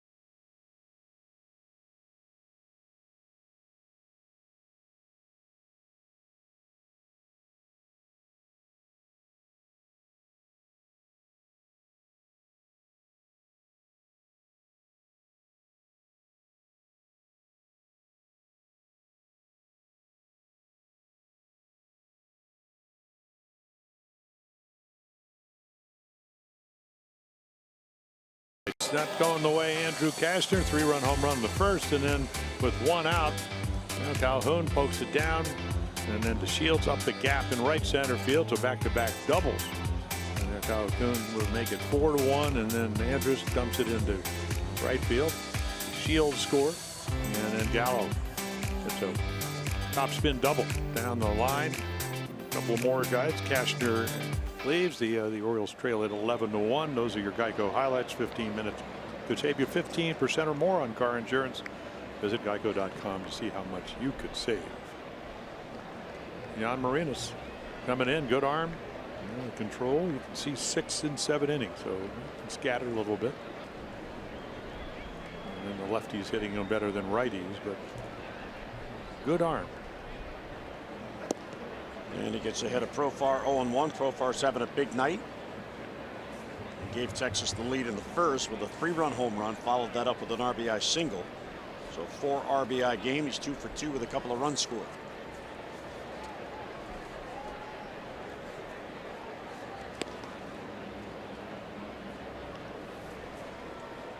Donnie Hart goes an inning and a third, 1 run on 3 hits. And now Marinez.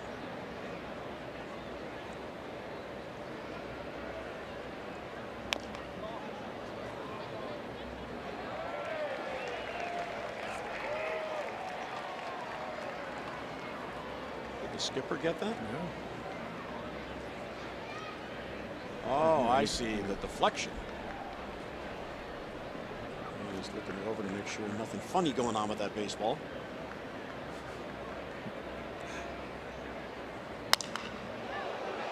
Look out, that ball is ripped into the crowd.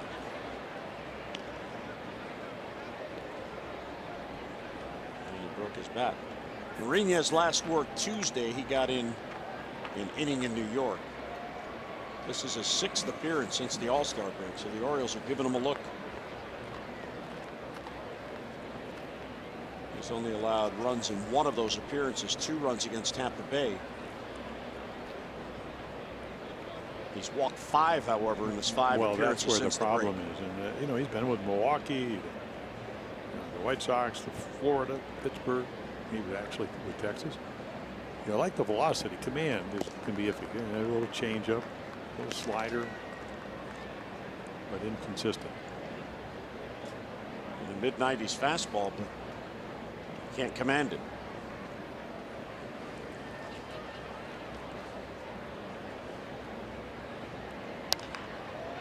Davis gloves. And he gets to the bag for a 4th straight inning. The leadoff man is retired. The 4th inning of Orioles baseball is brought to you by the all-wheel drive RAV4. Toyota, what drives you?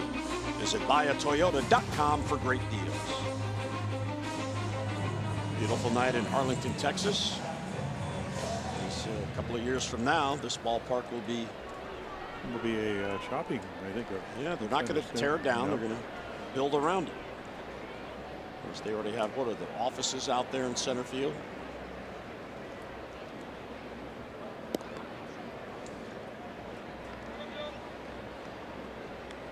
And there's the new ballpark out in one of the parking lots behind the stadium. That will be Globe Life Field. This park. This is Globe Life Park. And that will have a dome. They want to take care of their fans because of how hot it gets here in the summer. But today was actually, everybody was saying, it's actually pretty nice, only 96. And they've been in the hundreds. Well, it was, and there's not a whole lot of humidity, which is certainly not always the case.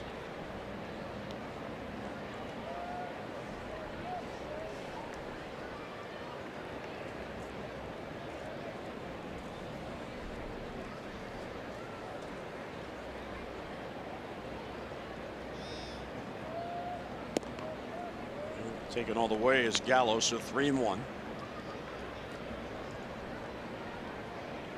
The Rangers began their year going 1-1, and then they lost game 3 to fall to 1-2. And they have been below 500 ever since. And it's outside, so there's another walk allowed by Marinez, not even close. 5th walk total by Orioles pitching in this game.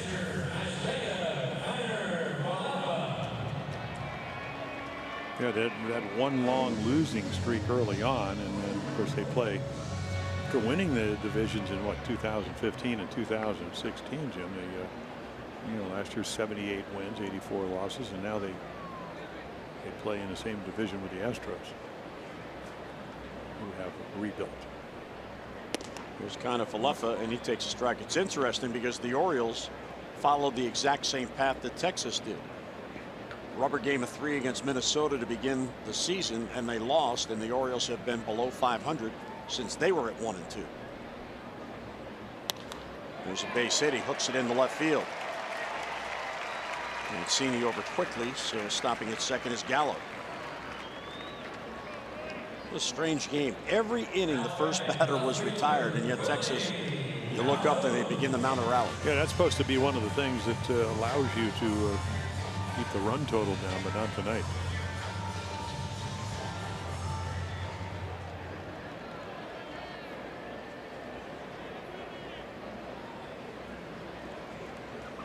So Mariñez in a jam he created by walking Joey Gallo. Here's Willie Calhoun.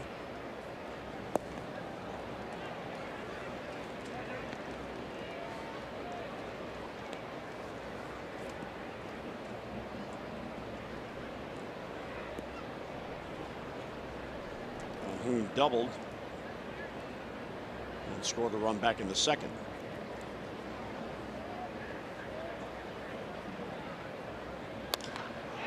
Center field, Adam Jones back. That ball is tagged, and it's over his head and bounces up against the wall. Scoring from second is Gallo. Heading to third is Falefa. And on at second with his second double, this one to drive in a run, is Calhoun. 12-1 Texas. Oh, he's got big time power, and again, I mean, he just gets a fastball. The minute he goes with a breaking ball, a young hitter, he's sitting on the fastball, and then you get it in the middle of the plate and he belts it.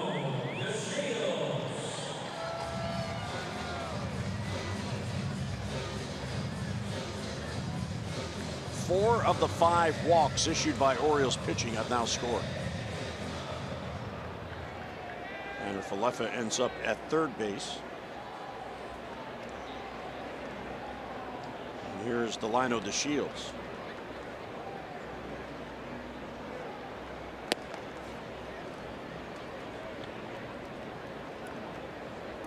Every Ranger has been on base in this game.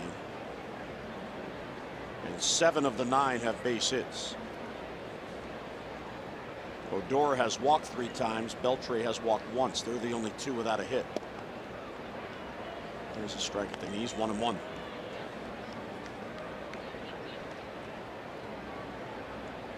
Twelve runs on 12 hits now for Texas, and they've taken advantage of 5 walks. Well, that's been his history through the minor leagues. More strikeouts than innings pitched. 423 with 473 strikes, but 256 walks. Now, sitting with Ramon Martinez, who works for the Orioles, on the 20-game winner, certainly knows his pitching, and out of the Dominican Republic. And he said one of the things you try to look at is not velocity with young guys, is what kind of windup they have. So again, I mean, he can make really good pitches like that, and he has good velocity, but sometimes your windup doesn't allow you to replicate it, and that's where you get in trouble.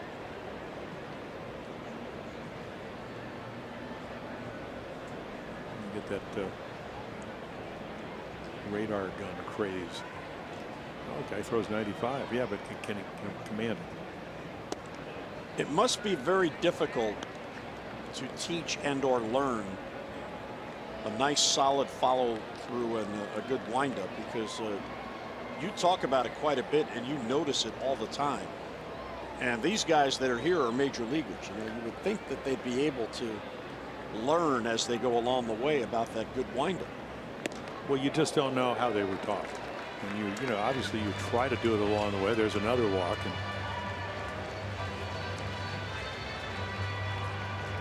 again, I mean, really stiff front leg. So if you throw against a stiff front leg, I mean, not that many guys do it, and the reason you don't, you can't get over your front side. I mean, You know, Ramon Martinez, who you're talking about, he was a very tall pitcher, and yet he still had very good mechanics. Well, he said that sometimes, you know, even, you know, and of course he comes from the Dominican. You have a tendency to, that's what you look at. Hey, how how hard does the kid throw? Well, he would say, I'd rather take a guy with 2-3 miles per hour, less than 95, or at that, whatever it is, 86 when you're, because most of those kids are what, 14, 15, they sign at 16, and then you bring them into your program. I take the better windup and then hope that they get a little bit bigger and whatever, but there's a wow factor to the radar gun sometimes. Doesn't always translate into making quality pitches. Zhu fouls it back. And he was also talking about a lot of times when scouts are looking, teams, scouts, Whiskey owns, the guys that bring them to the tryouts, hey, throw as hard as you can. And then when you try to, usually don't have mechanics, and usually you don't throw as hard as if you just had a nice, smooth, natural, get your arm out in front of you type of windup. Waved at it, so he's down on strikes and 2 down. And so again, the stuff can be really good, the consistency, and then of course he's not pitching that much. It's a real good changeup right there. Now, over the course of the month of August, we will still see trades made as you get a look at this half a swing once players get through waivers, and I'm sure the waiver wire is being flooded as we speak. But prior to the trading deadline, the Red Sox went to Toronto and acquired Steve Pearce. They wanted a right-handed bat that was versatile. He could play first base, he could DH, and a player who understands what it's like to play in the AL East. In fact, now that he's in Boston, Pearce has played for all 5 teams in the division. Well, how about this night for Steve Pearce tonight? 3 home run night against the Yankees in a game the Yankees really need, and he has 6 RBIs. So he started because Sabathia started. Alex Cora, the manager, has been using Pearce in a platoon. Well, because you have Mitch Moreland. But anybody that has seen Steve Pearce play, especially we had a chance to do it on 3 occasions. What a gamer. He can play first, he can play second, he can play the outfield, he can hit. Great game demeanor. You know, the guy you want to go to war with. And it was a very astute trade. Now, it's not like going down to the Dominican and scouting some kid that's 15. Right. Everybody knows about him. He was available. You know, they're trying to win. I mean, you know, he could have helped the Orioles win ball games, but even more important when you're trying to win a World Series like the Red Sox, or in this case, your division, so you don't have to play that 1-game wild card. Odor has already walked 3 times, and he's ahead 3-1 with the bases loaded. So nowhere to put him with 2 down. A home run hitter, red hot hitter, should get a fastball. And he does. Well, the count goes full. Mourinho is trying to limit this to 1 run. Interesting, the pitch for ball 2, he didn't get the call, and he stared down the umpire a little bit. Well, it was similar to the changeup he threw to strike him out. I would imagine that Bruce Dreckman he's seen enough pitches already. Easy to lose your focus to some degree. Runners will go on 3-2, and he fouled the ball. Yeah, you read the bat and go, well, that was a pretty good swing, but you also, as you said, you have to throw a strike.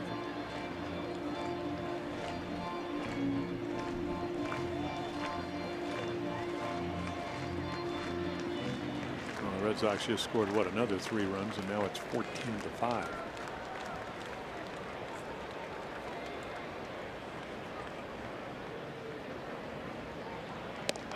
And he walked him. That forces in a run. What a night for Odor. 4 plate appearances, 4 walks. This one comes with the bases loaded to force in Isaiah Kiner-Falefa. Well, they kind of told him, hey, you got to get that attitude again. So he's their player of the month. You know, he goes 30 for 88, hit 6 home runs in July, and then when you're seeing the ball and you're red hot like he is, you take the close pitches. Not always easy when you got a 12-run, or actually at that point it was 11-run lead. Now it's a 12-run lead.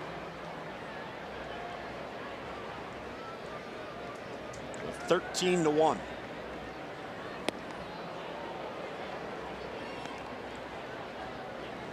Now here's Andrews, who has a perfect night going, as does Odor. Miller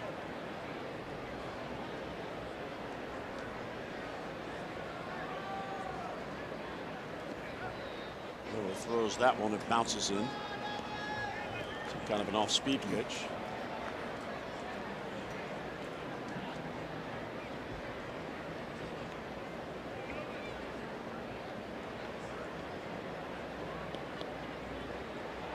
Ball got away from Marinas, but time had been called because the ball bounced. So Dreckman put another baseball in play. Left field, Mancini. And he runs it down for the out. So after all that, Texas scores 2 and leaves the bases loaded. We head to the 5th. It is all Texas tonight in Arlington.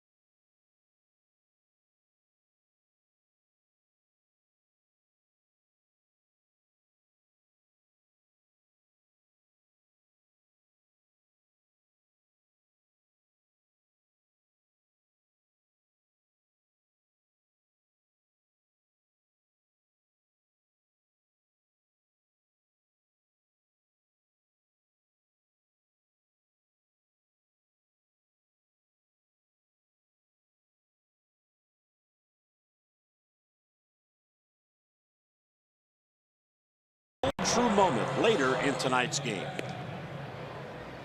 13-1. 12 hits, 7 walks allowed. Well, a week of runs. What the Mets lose 25-4 to the Nats. Red Sox are pounding the Yankees 14-5. Meantime, Gallardo has been very efficient. Well, it's an easy game in the sense that one pitch isn't going to beat you. It's a bit hard game because a lot of long innings. Yeah. But again, a veteran guy that certainly, I don't know how many times he gets 13 runs, but he knows how to pitch. And you got to understand, I mean, when he was pitching here and talking to Jeff Bannister, he won 13 games. And he lost 11. And then they let him go. The Orioles, as you mentioned, signed him as a free agent. 3-year deal that eventually, because of medicals, went to 2. He has found a zone out there in that outside corner.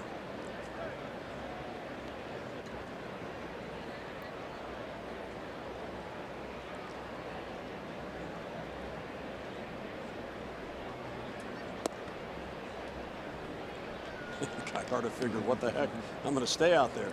Well, you're always, I mean, that's what you try to do. And number one, you got a 12-run lead. You have an umpire. You'll see how much of the outside corner he'll give you.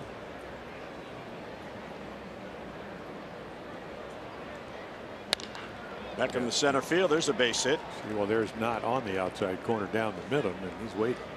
We saw that when Tim played for the Rays, when he used to pinch hit late in the game. And he got some key hits for the Rays. He's a fastball hitter in the middle of the plate. You get it there, he's going to usually hit it hard. So here's Adam Jones looking to extend his hitting streak. He has drawn a walk, and he hit a comebacker back in the first. Adam has hit in 11 straight games.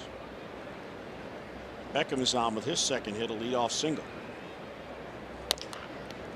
Chopper, Andrews, flip to Odor just in time to get Beckham. There's a veteran play, gets the lead runner. Well, yeah, and Tim running hard, so it makes it pretty close. as a veteran, you kind of have a sense. They all have that internal clock that you know who's running, you know how hard the ball's hit. If they're a quick throw, you've got plenty of time. I mean, it looked probably a little closer or a little bit easier than you thought. And then, of course, Odor just snaps it.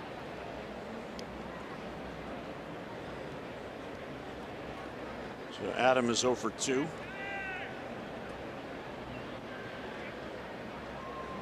I'm not sure if he's talking to Wayne Kirby, to Profar, or to himself.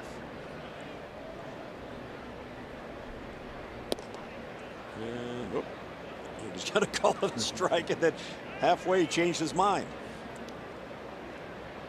Umpire's prerogative.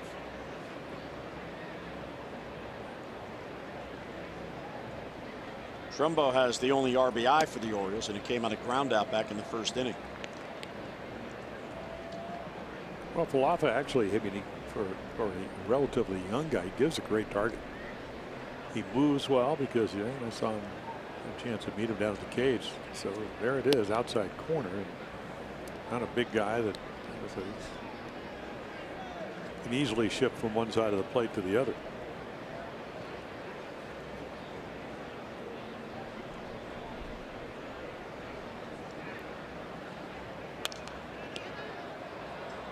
Foul just below us. Gallardo in his 309th major league game and his 297th start. So he's closing in on the milestone of 300 starts.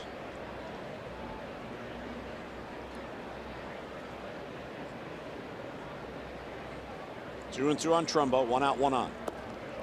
Check swing. They don't ask for an appeal. I thought they might. Yeah, 2009 for the four next years with Milwaukee. I mean, he struck out 200. He was their ace.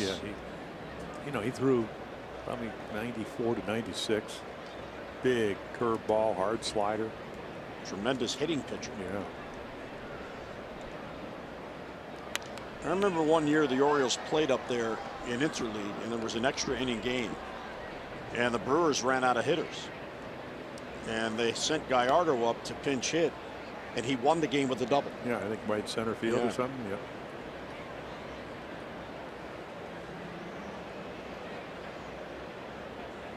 Another 3-2 here to Trumbo. Left field, he got all of it.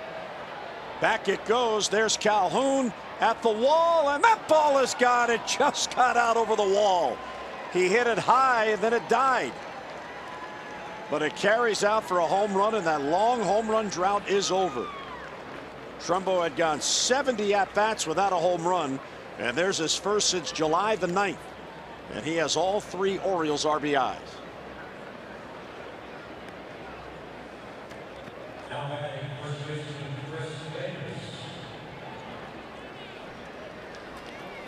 So for Trumbo, that's number 13. He now has 32 ribbies. And another $500 to our Maryland Lottery contestant of the game, Abhishek Goshan of Montgomery Village. Yeah, if you're going to mess around up in the zone, it better be up. And that ball's pretty much right down the middle. I mean, it's just above the belt. And then he does sky it to left. Yeah, you want to be right about where that pitch was to Chris Davis. So on the board.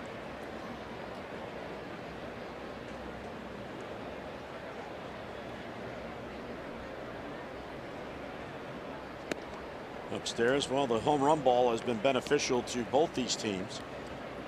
Here's a look coming into tonight's game. Most home runs in the major league since the break. Phillies 22. The Rangers and the Athletics 21. The Orioles tied with the Angels at 19. Davis gets under one, skies it to center field. That is a mile high. And there's the Shields, the center fielder, taking charge for the second out. One thing about Trumbo that everybody respects is he is always the same. He's calm, he's friendly, he works hard, he gives you a good effort. And if he goes 0 for 4 or 4 for 4, you wouldn't know the difference. Well, he knows the difference. Well, he does, but he doesn't show it. Maybe he does where we're not looking, but well, he's a bottom line guy. You know, you either get hits or you don't. Doesn't matter if he hits them hard. You either get a hit or you don't. Now, I don't think that don't see eye to eye with him because I'm not quite that tall, but we have that discussion all the time. I said, "You hitting the ball well?" "No, I'm not. I'm not getting hit." But he does work hard. He does care. He's got Ball on the left.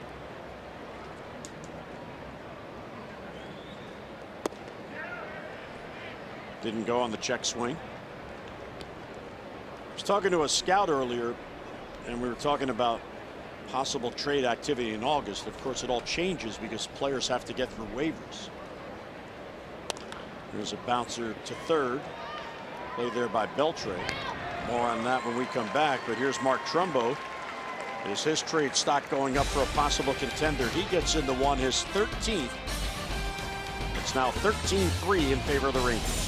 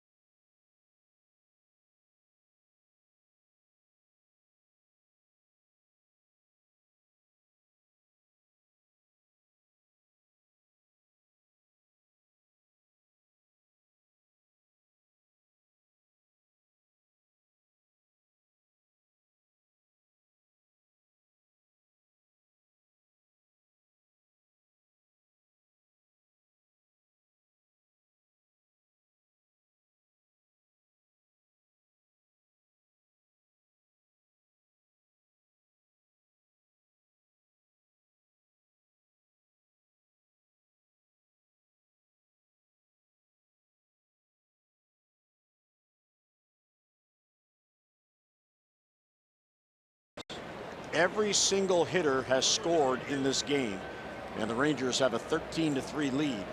And you see the dash with Odor. That's because he doesn't have an official plate appearance yet. 4 plate appearances. He has walked 4 times. He has scored twice and driven in a run. And it looks like we have an injury as Marinas went out to warm up.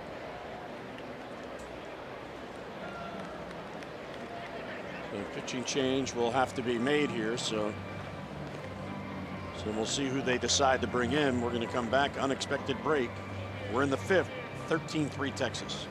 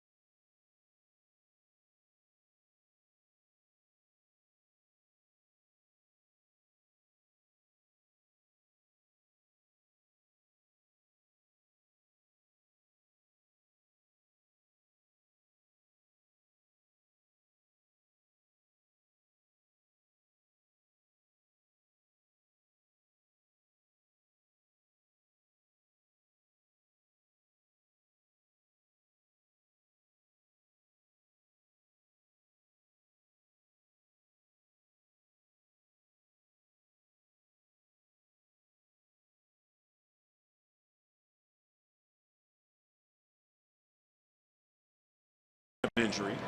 He went out to begin his warm-up tosses, and as we were reading the promo, We looked up, and Buck Showalter, Mark Shires, one of the trainers, was out on the mound, and there goes Marinas. And you can see the good numbers for Castro. I mean, the only one that jumps out of the walks. Any strikeouts is walks. He's pitched well, gets righties, lefties out, keeps it in the ballpark. It's as many pitches to warm up. Usually, what is it, 9 to come in, or you have a certain amount of time to come in. And it didn't look like he was throwing in the bullpen, so he'll go to the stretch. And he can go as long until he feels comfortable. Really done a nice job. Young pitcher, 23, learning to pitch at the big league level. It's got him last year, beginning of the year, pitched really well. A lot of talk at spring training that he may become a starter. I think that's down the road, maybe more mature. Again, in the start, you got to hold runners. They put in a bunch of lefties for the Yankee Stadium. Not only you get left-handers, you have to be on both sides of the plate. So still learning to command, and he's got good stuff. Well, let's take a look at John Marinas, see if we can pick anything up. This was the last warm-up pitch he threw. Ooh. Ball floated out of his hand, and now he's saying, okay, let's throw it down. And Caleb is saying, come on out. Caleb noticed something, pointing that it might have been a groin. Marinas wanted to stay in. Did you see? He told him throw down to second base. Yeah, it looks like it's the right side, the one you push off of. I mean, just think about it, the force that takes to throw a 99-mile-per-hour fastball against that front leg, and then all of a sudden, maybe it doesn't take much.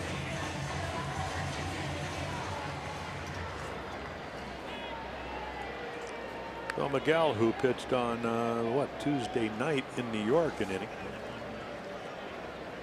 No runs and a walk against the Yanks.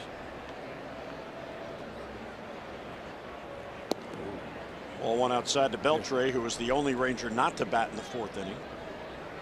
They've had an 8-batter inning. They've had a 10-batter inning.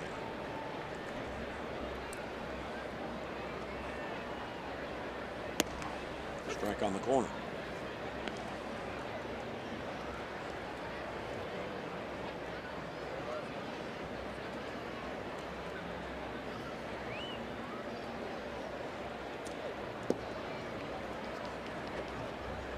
Little bit outside. Castro worked Tuesday in New York as scoreless inning. He's had a perfect start for Buck and the Birds post All-Star break. 4 consecutive scoreless appearances. And there's a base hit in the left field for Beltre, so he joins the fun. That leaves Odor as the only Ranger without a base hit, but Odor has drawn 4 walks. Fans, write it down. The Orioles host the Yankees August 24th through the 26th.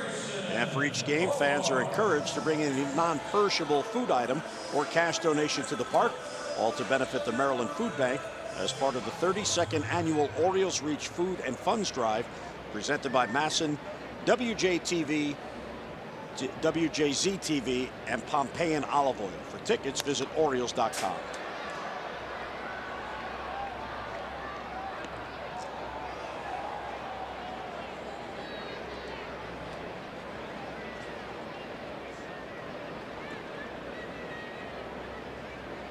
Here's Profar, who is 2 out of 3. 4 RBI game. Now there's the changeup, and again, highly touted young player until he hurt that throwing shoulder. Middle infielder, playing first base tonight. But as you mentioned, what, 25, still young.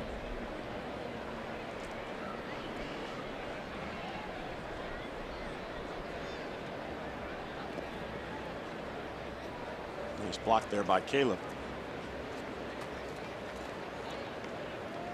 In that game at Fenway Park, with the Red Sox leading the Yankees 14-6, we told you about Steve Pearce, the career night with a 3-home-run game. He becomes only the 4th Red Sox hitter, age 35 or older, to have a 3-home-run game. Just the 4th in the long history of that franchise. Foul tip held by Caleb. Ted Williams, you've heard of him, he did it twice. Carl Yastrzemski, you faced him, he did it once. Did I help him? And Jack Clark did it once. Oh, yeah. Well, you would remember if you gave up 3 home runs in one game to Yaz. No, I just thought I might have contributed to the 3 runs he hit there. I don't think I was part of that night. Most people think I'm old enough to pitch to Ted Williams, but I missed him by about 3 years. So the strikeout.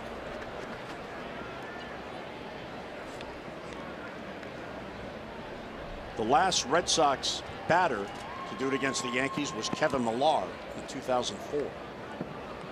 Long night for the pitching coach.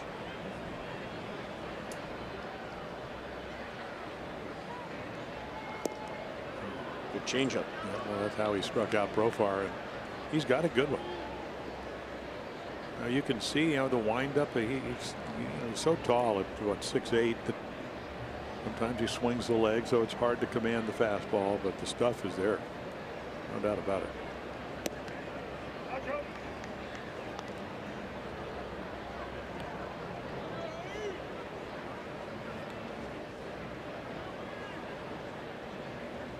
A lot of deep counts in this game. 7 walks allowed by Orioles pitching. And that's against the shift, and that's going to be a base hit. Well, he had one all last year. 41 home runs last year, 18 doubles, 3 triples, 94 hits, 32 singles. So singles for Joey Gallo don't happen very often. And there's another changeup. He hits it right off the end of the bat. I mean, that's a great vantage point right there. I mean, it's only the ball over there.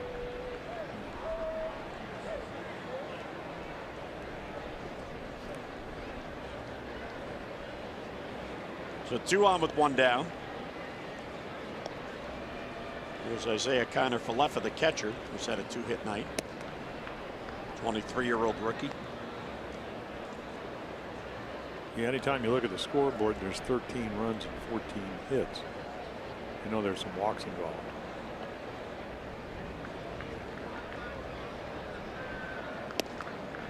Breaking ball, he doesn't throw many of those.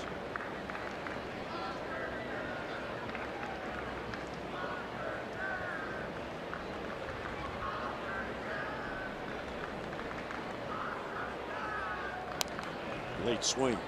So that base hit by Gallo right off the end of the bat, as you saw, he had a 10% hit probability when that ball was put in play, but it became 100% because no one was there. So sometimes when you shift, it works against you. And a swing and a miss. They set him up there for the fastball and gets him at 97. Yeah, not only is it 97, the bottom drops out. Great sinker. Good finish.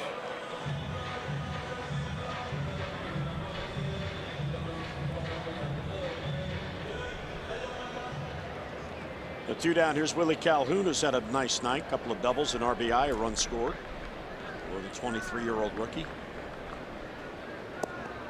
Texas beginning to look at a lot of their young players.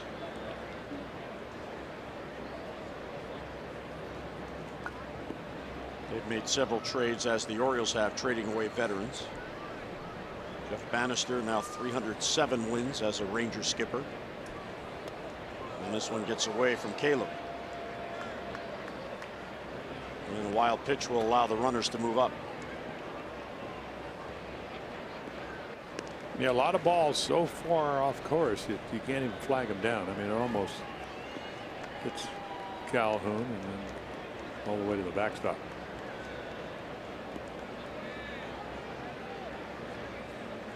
The 2-0 on Willie Calhoun.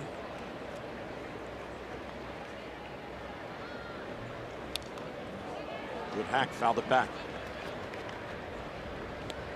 Oh, AA, 27 home runs last year, AAA, and then AA and then AAA with Round Rock with another 27 home runs. So he's little, but he's strong. Generates some power. 88, that might have been a change. It was.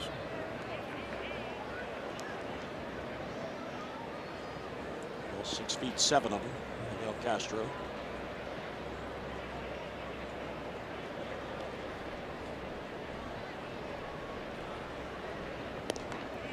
Check swing, and he went.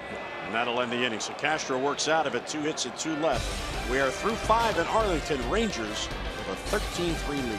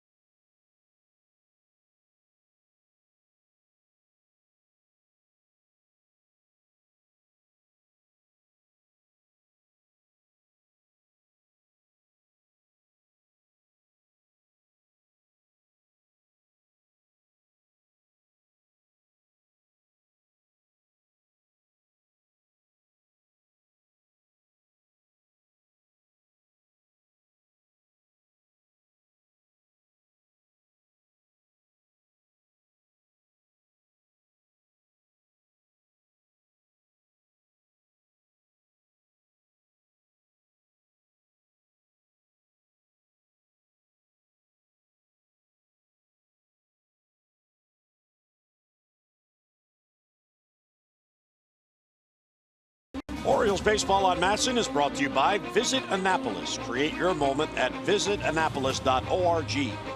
And by American Standard, find your local independent American Standard heating and air dealer at midatlanticcomfort.com. Overhead shot of Dallas. We are in Arlington. 13-3 game. 19,367 the attendance tonight on a hot night. Giovanni Gallardo goes out for the 6th inning. Swing and a miss by Renato Nunez. Gallardo has struck out 4. He has walked 2. And neither walk is hurt. Orioles runs on an RBI ground out by Mark Trumbo in the 1st and a 2-run home run by Mark Trumbo in the 5th.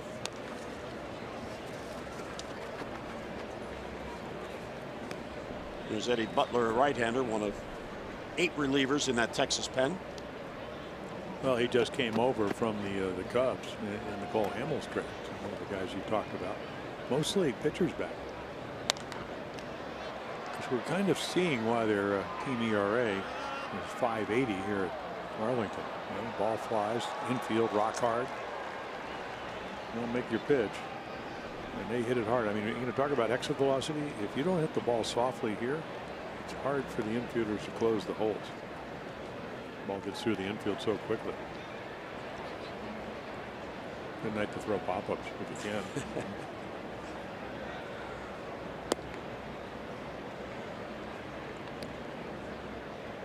Well, Nunez comes over after hitting 32 home runs in Oakland's organization. Look at all the scouting reports. He could, he hit the fastball, trouble with the breaking ball. This is why, you got one pitch to hit, and now all of a sudden Gallardo's going to try to finesse his way through the rest of the at-bat. Goes through stretches where he'll walk. Pretty good plate discipline, and then that goes. And then the one thing that's going to keep him with this ball club, if he's going to stay here, he has to get better at third base. And he's got the perfect guy to teach him in Bobby Dickerson if he wants to do the work. Saw it today early. And there's another base hit. Yeah, because he can do that. We saw him do that in New York. So a leadoff single for Nunez here in the Orioles 6th. The Orioles are proud to join Johns Hopkins, the University of Maryland, and other corporate leaders to support Baltimore City's Youth Works program, which seeks to provide as many as 12,000 Baltimore City youth with summer employment. Now, to donate, visit BaltimoreCityFoundation.org and choose Mayor's Office of Employment Development Youth Works. And to learn more, visit youthworks.oedworks.com.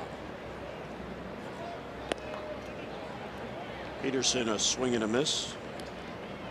Weak swing. Must have been fooled by the pitch. No, actually, kind of, I think a check swing. I don't want to swing at it, but I just did.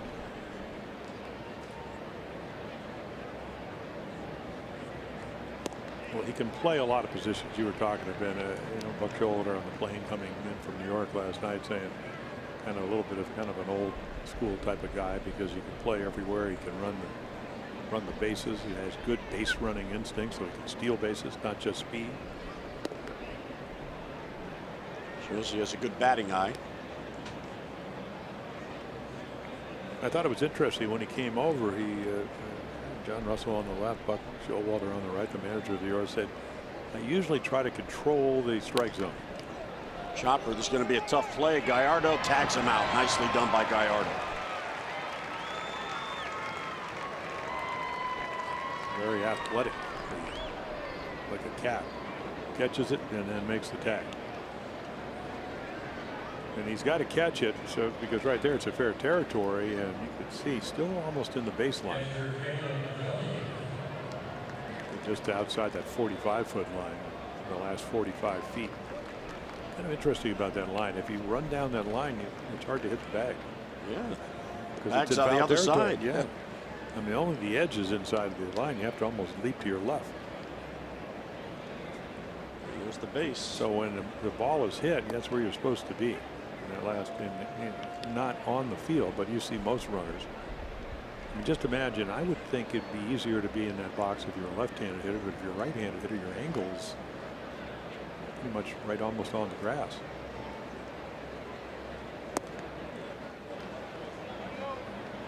One on one to Caleb Joseph, who has struck out twice tonight.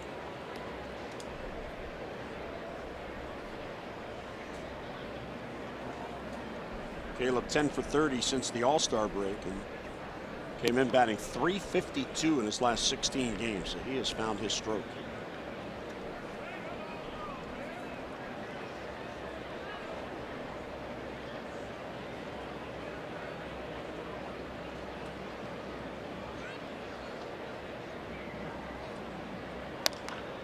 A little late on the swing.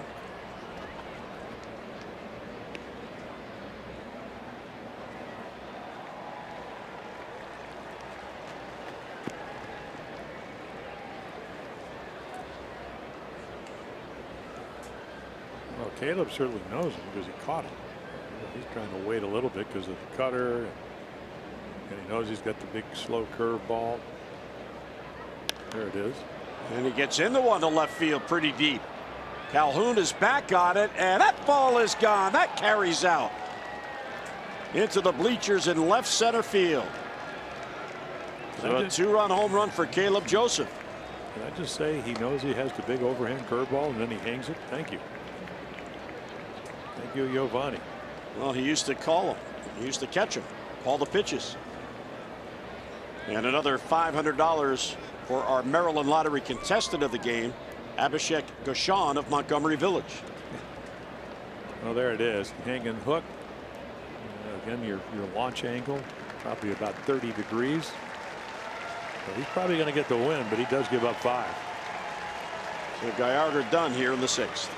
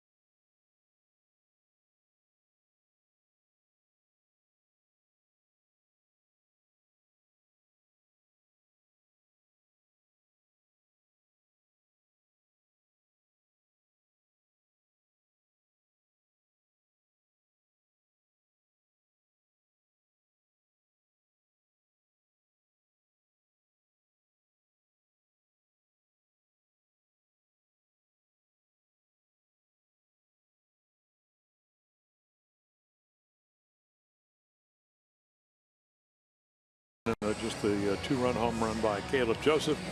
So a lot of pitches with a big lead, but you know, the Orioles do get 5 runs. Of course, the Rangers to this point with 13. Eddie Butler comes in, just as we mentioned, comes over from the Cubs in the Cole Hamels trade. So he's been around, a former #1 draft choice with Colorado, 46 in the first round.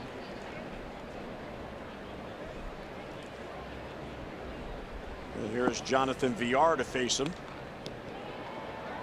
Yeah, and the scouting reports, I mean, he's got all pitches. He's got a curveball, slider, changeup. He so far has actually pitched pretty well.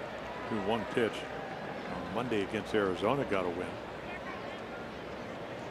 And then won another game against the Diamondbacks. So. Ball on a strike.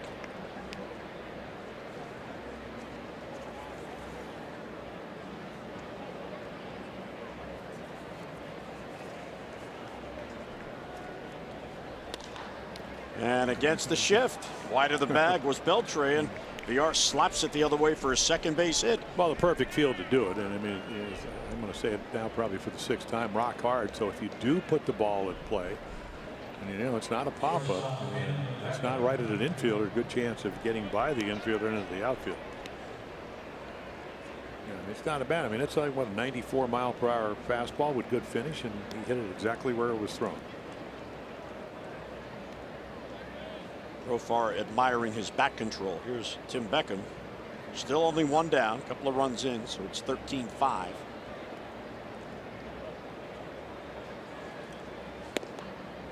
Butler went to college at Radford University in Radford, Virginia. Ryan Meisinger, who was up for a bit with the Orioles, he also attended Radford.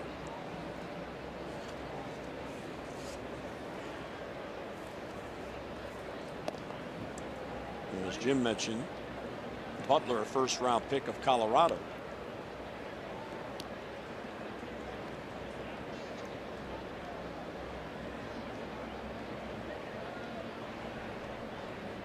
Only 4 players from that program at Radford have appeared in big league games. This one's fouled back out of play. Yeah, I was reading some of the scouting reports, and they all said good arm. Everybody, you know, whether it's Colorado and then he was traded to the Cubs, everybody figures, okay, you know, finally, you know, not only physically but maybe emotionally, whatever it takes to be a good pitcher. And now the Rangers, I mean, Cole Hamels, $20 million salary, they're not winning. He wasn't pitching as well as he's capable. He's actually apologized that he didn't pitch better than he did here, especially this year. So you go young, and this guy's got an arm, and you hope you can make a difference. There's a base hit to left field for Beckham, so he has a 3-hit night. But 93, 94 in the middle of the plate, hitters counts. He really doesn't get a lot of guys out, especially in this ballpark. This game not over apparently. The Oilers are not going to allow it to be. If you're down 13-1, you could hit the flag up, but that's not the case. We will remind you that a couple of weeks back, Texas had a 12-2 lead on Oakland and lost.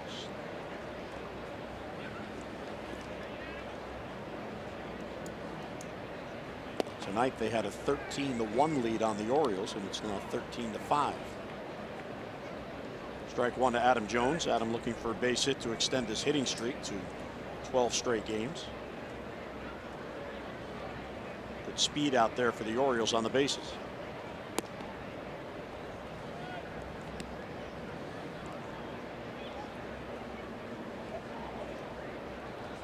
Jonathan Villar, the lead runner, and Tim Beckham, the trail runner.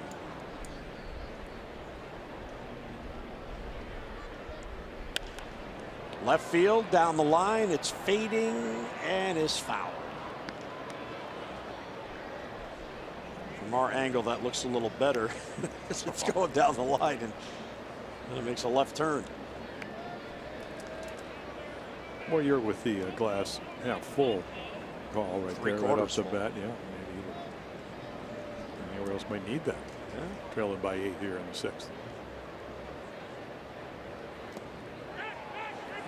Swing and a miss. It got away from the catcher, so the other runners will advance. Adam is out because first base was occupied. He cannot run.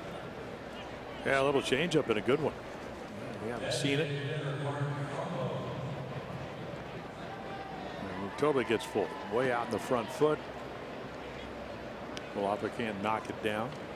And they do advance. So base hit will make it 13-7. It's a wild pitch on the swinging strike 3. And here's Trumbo. Now, Trumbo with a 3 RBI night. It's his 13th multi-RBI game, but it's his first since July the 9th, which was also the game in which he hit his last home run, which he's taking care of here tonight.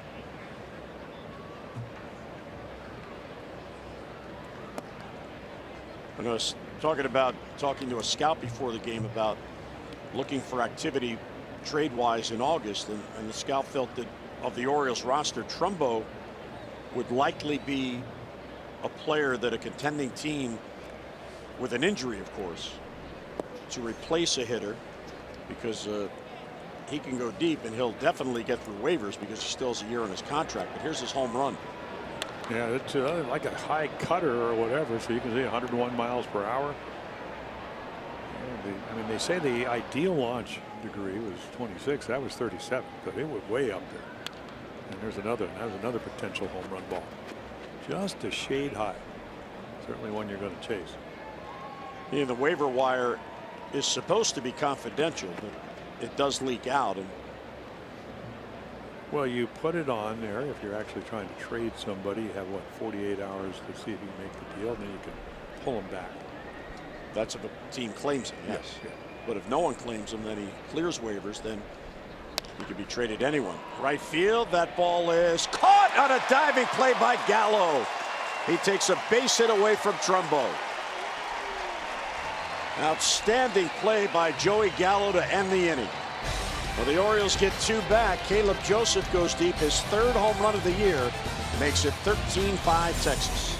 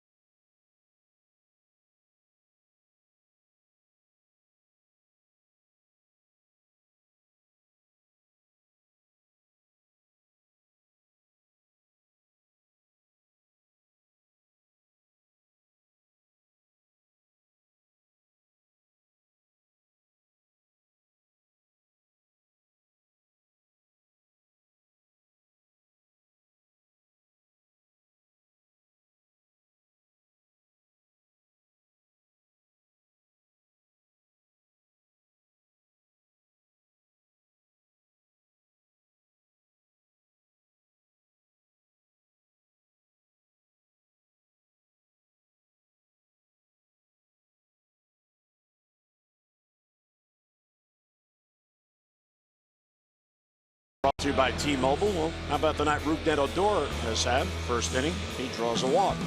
Then he comes up in the 2nd inning, and he draws a walk. You see a pattern here. He comes up in the 3rd inning. This time Donnie Hart's in, and he draws a walk. And then in the 4th inning, bases loaded, he draws a walk. So 4 plate appearances, 4 walks, 1 that's forcing a run. And he has scored 2 runs here tonight. Career high 4 walks in a game. Yeah, and we told you he was the Ranger Player of the Month in July. 30 for 88, 6 home runs, but no need to pitch around 4 times. Castro wiggled out of a jam in the 5th, so his 2nd inning. He faced Delano de Shields, then back to the top of the lineup for Chu and Odor.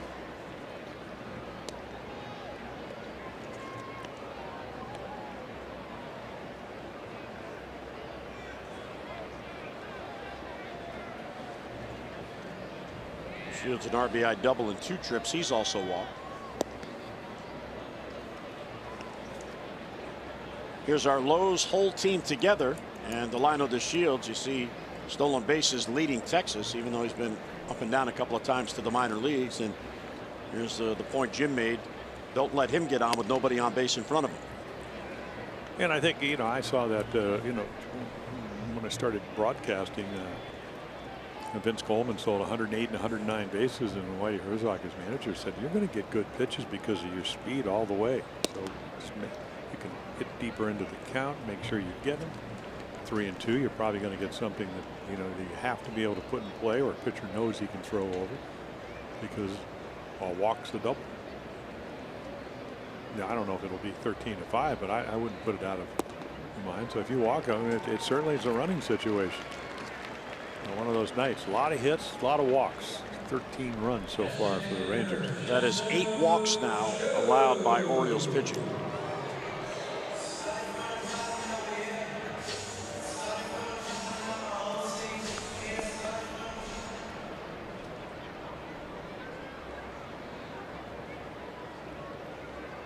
So here is Sin-Soo Choo.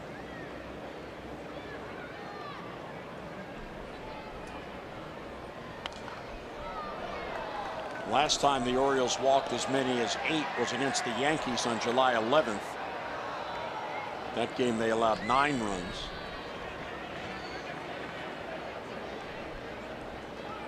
They walked 10 batters in a loss to Seattle June 25th. Yeah, and they play in front of them to kind of take the hole away. But if you look at the Shields and talk about running, I mean, you just don't see this anymore. And you know, his what, 3rd year in A-ball with Lexington and then Lancaster, stole 101 bases. 101. I think that's an interstate, the highway up into California. That's his stolen. And then 2 consecutive years of over 50.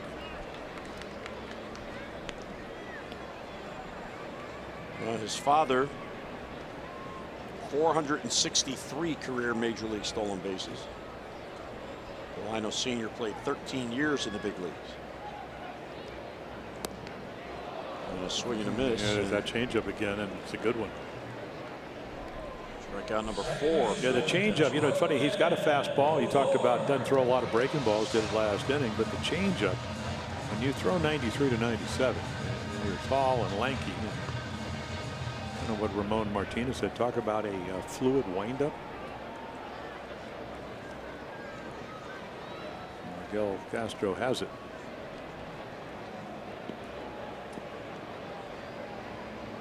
Here is Rougned Odor. Will he make contact here? Will they pitch to him to make contact? Yeah, I don't think he's going to walk him. There, see, strike 1. Got up 607 times last year. On base percentage of about 26%, because he only hit 204, walked 32 times. Now he's hot. Batting average maybe not exactly where he wants it, but after that great July, he comes in at 264, so that's 60 points higher. You're willing to take a walk. You're hitting 204. Not walking. Average doesn't go up. Don't help the team though. Right field and deep. Peterson will watch this one go. That is in the upper deck on an 0-2 pitch. And it's now 15 to 5 Texas.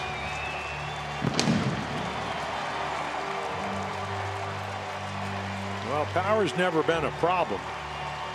As we mentioned, coming into this season, back-to-back 30 home run seasons. 30 last year, 33 the year before. Tremendous power. And you get the right pitch to hit. Change up and stays up.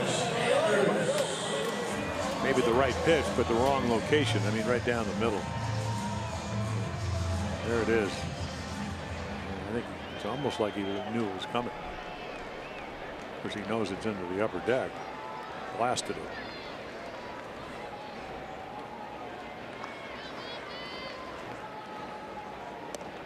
And there's a strike to Andrews.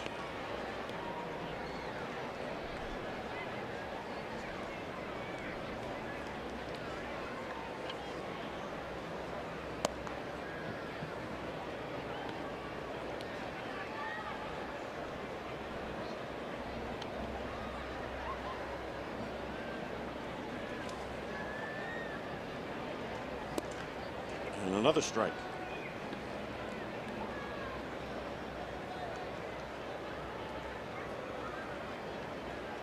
So 5 of the 8 walks have now scored, and another walk came with the bases loaded to force in a run.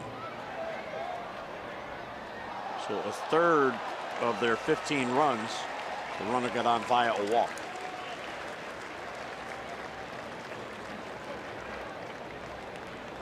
Long night for the skipper and the pitching coach.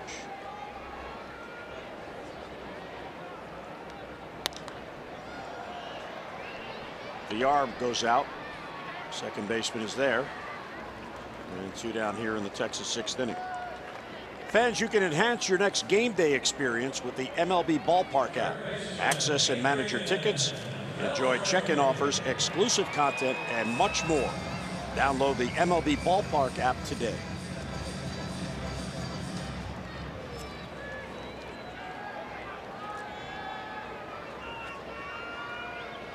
Well, here's Beltre with the bases empty and 2 down. And base hit. Just cannot be in the middle of the plate. Not tonight.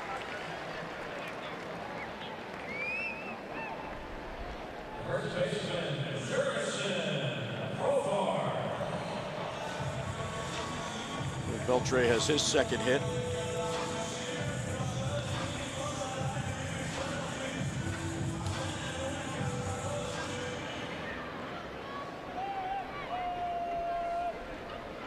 Jurickson Profar's had a big night, 4 RBIs, including a 3-run homer.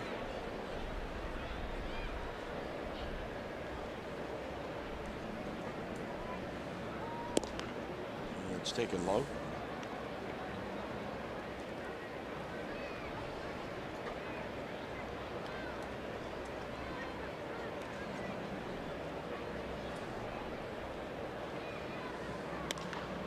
Wow. Diving stop by Nunez, and he's got him. Bobby Dickerson fielding class today paying dividends as Nunez goes down and takes a base hit away from Profar. Into the dive to his left, takes his time, the body clock in check, and gets his man.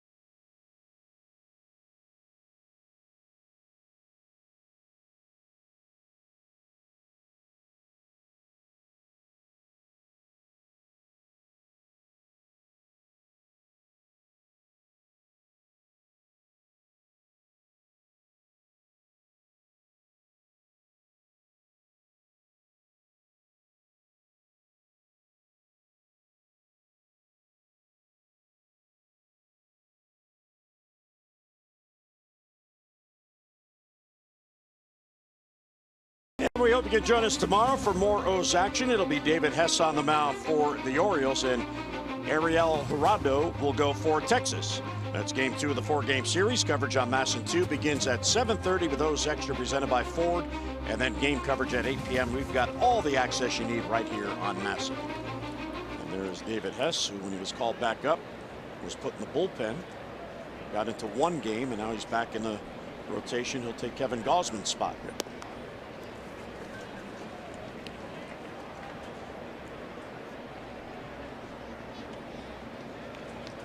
Strike 1 to Chris Davis. Wayne Kirby playing that flawlessly. Did that fan have a glove? Fired that in. Man. Yes, He did. There you go. Well, in fact, we had a couple. Knew his audience. Well, we didn't exactly fire him. Well, even for- though he did for a have, like, he coach. led the American League in assists one year with 19. There you go. You the man. Might be a young girl. No, I mean, Wayne's the man. Oh, okay. Davis skies out. He gave him the souvenir, youngster.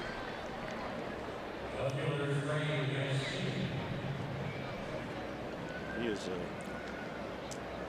entertaining person. Well, not only that, he really knows the Great game. guy, knows the game, good coach. Yeah, I was talking to Eddie Murray up at the Hall of Fame, and he was saying, boy, you know, he was one of his teammates, and he said, really helped me. And I mean, this is a guy with over 3,000 hits and 500 home runs, one of 4 guys with those numbers, talking about Eddie Murray. Knows his stuff. Played there at third by Beltre off the bat of Mancini, and 2 down. Beltre 1 out of 4 now. And so for Eddie Butler, you know, you get a chance. You got a team that's struggling with the ERA. Actually, the ERA, at least until tonight, that'll change. Higher than the Orioles, 14th in the American League. The Orioles, what, 12th, I think. So you finally get to pitch in the big leagues. You know, he's won a couple of games for the Rangers. Nunez will take a strike. Nunez his second multi-hit game as an Oriole, and he's now hitting 3 straight games. Borderline pitch called a strike. They called that a strike? Yes, he did. I turned away because it was so high. Yeah, Tanner, who came into New York, really pitched well.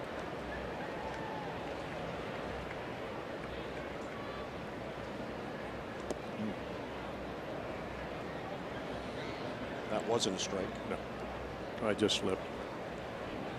Yeah, a lot of pitchers. Push off foot, slips, Ooh. and then so does the front foot.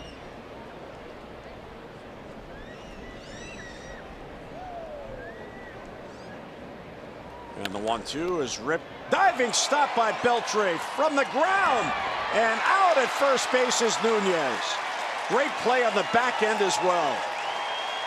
What a job by both ends. And Beltre, the future Hall of Famer, robs Renato Nunez of a base hit. Watch this play. Now look at Profar on the back end. Came off the base to get it, tags him out. Beltre, the diving stop, and fires to get his man.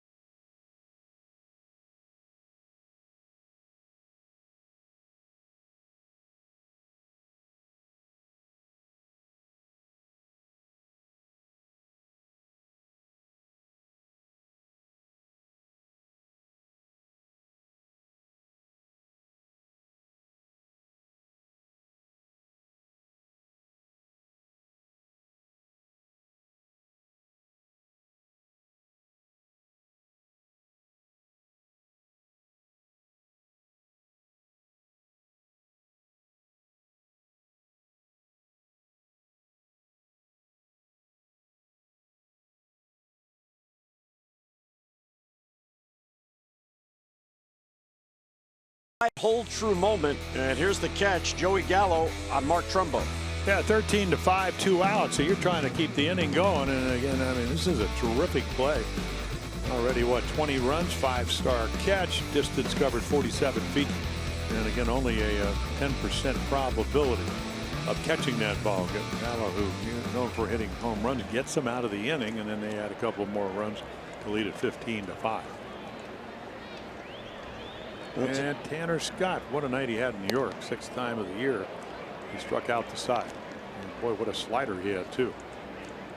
I think he's getting more comfortable, Jim. He was talking about pitching to certain guys. You know, you got to run the ball in on them. And when he gets the slider over, even though he can throw in, 95 to 100, it makes it a lot easier. And there's 99. Joey Rickard in the game for Adam Jones. He's in center field.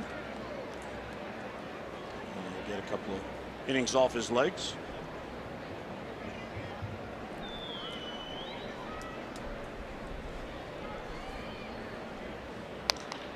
Left field, or excuse me, right field, and that ball's going to go. That's what Gallo does. He hits home runs. That's number 27. Well, he also hits Hagen sliders. So, and again, we all did this. If you ever pitch in the big leagues, the pitch of choice is a good slider. You throw a bad one, you speed the bat up. It lingers in the middle of the plate. He hit 41 last year. That's number 27, and in a hurry. Hit it on the line, 377. Seats got in the way. 16th run of the night for the Ranger. And it just blistered into the seats. Now, we already saw him hit a top spin double. That's his top spin home run.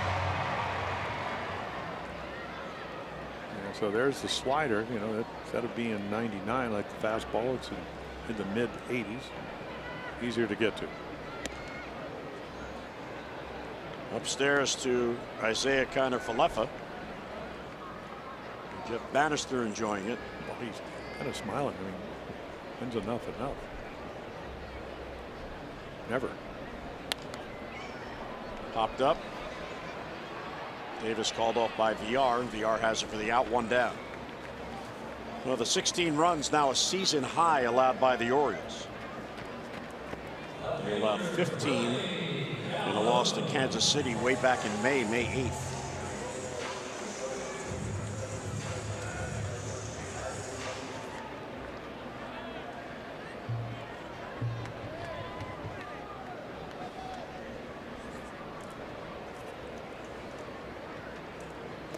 Ball one outside to Willie Calhoun.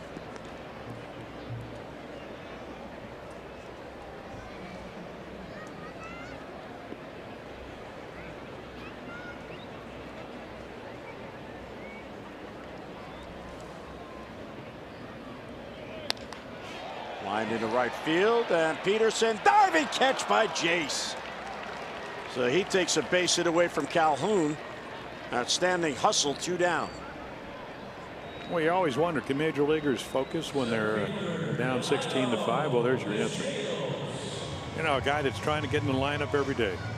There's no outs that you can take off if you're a utility guy scrapping for a major league job, and you just saw the results of that.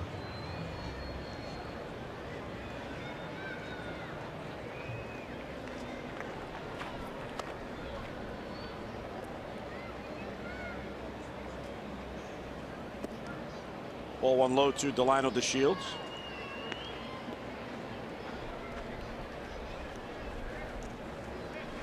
And we were talking about Delino's dad, who did play a brief time with the Orioles.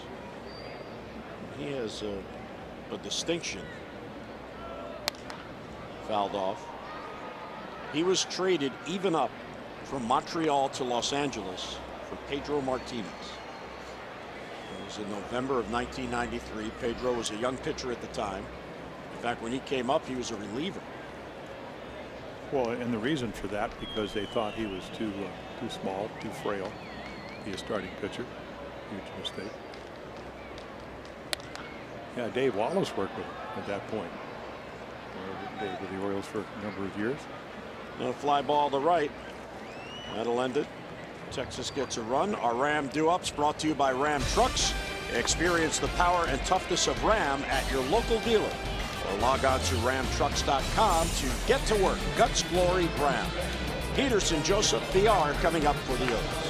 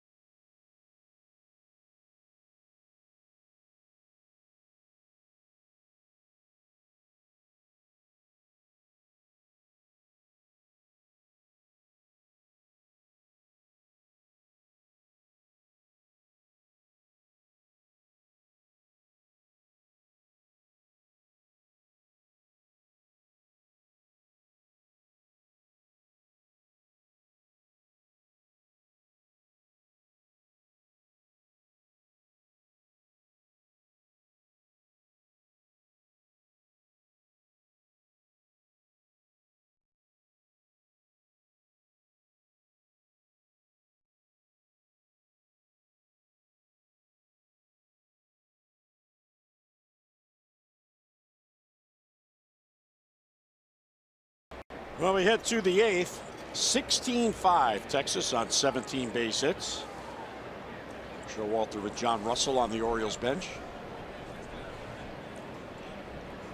Here's Jace Peterson to lead off. Butler stays on.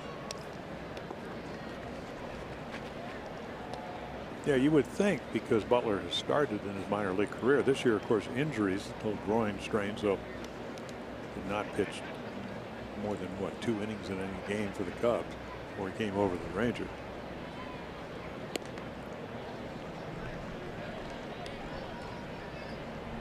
Well, he faced 4 batters when he came out in the 6th.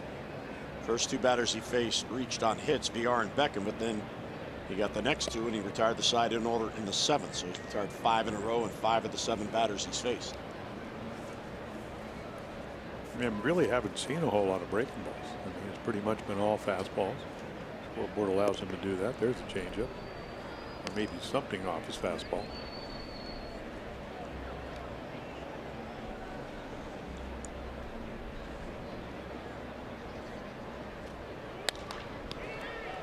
Guide to right. Gallo's there. And he's got it. 1 away in the Oriole 8th inning. So Butler gets his man and 1 down.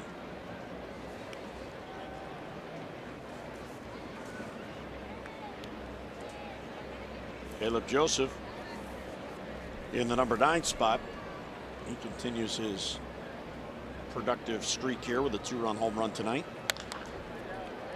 Right field chases Gallo to the gap, and he's there for the out. And 2 down. 2 fly balls to Gallo. This copyrighted telecast is presented by authority of the Orioles and may not be reproduced or retransmitted in any form. And the accounts and descriptions of this game may not be disseminated without the express written consent of the Orioles.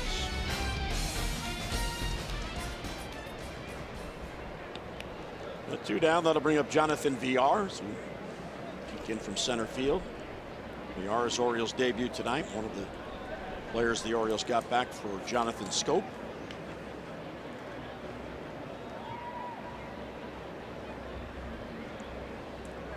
And VR has impressed. A couple of hits tonight in his Orioles debut.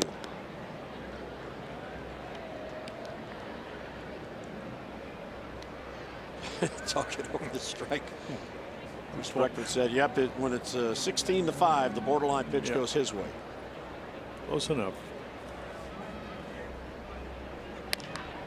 Chop to second. There's Odor.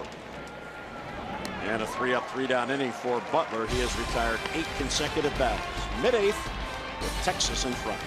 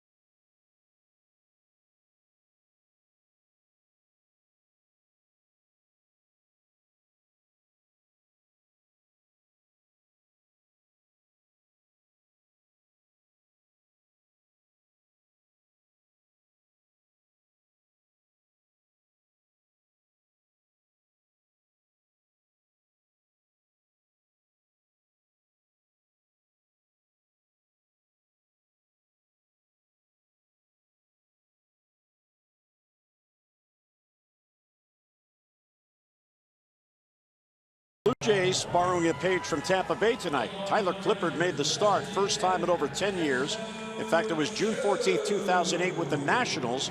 He allowed a couple of runs on 7 hits and 6 innings, but tonight he was the opener for Toronto.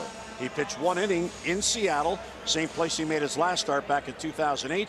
Jays and Mariners tied at 2 in the third. So Clippard was the opener tonight for Toronto. The trend is growing. Well, Jay Happ with the Yankees. And as you mentioned earlier on the DL, Austin Wynns comes in. So Caleb gets an inning off. Yeah, sitting next to his home run guys right there. Trumbo and Caleb, both with 2-run home run. What's great about Caleb and Mark is they are always talking baseball, willing to talk baseball, and pretty enjoyable sometimes on the team bus when they get your ear and the three of you get into these deep discussions about strategy and I remember this and what about that. Caleb really wants to learn, and Trumbo, even as a seasoned veteran, is still learning. Well, he's interested. And I mean, some of the highlights, I mean, we'd get a couple, maybe 3 starters and one guy be on the mound, and then you'd get a couple outfielders and infielders, and Terry Crowley, Martin Retman, maybe Kurt Moten, and you'd just talk about the game. Football's trouble in the corner. Mancini won't be able to get it. So Chu hits it the opposite way for a base hit. Boy, unbelievable 18th hit. And I got you keep a much better card than I am. I might as well run out of ink tonight. That's the 6th double, 3 home runs and 6 doubles.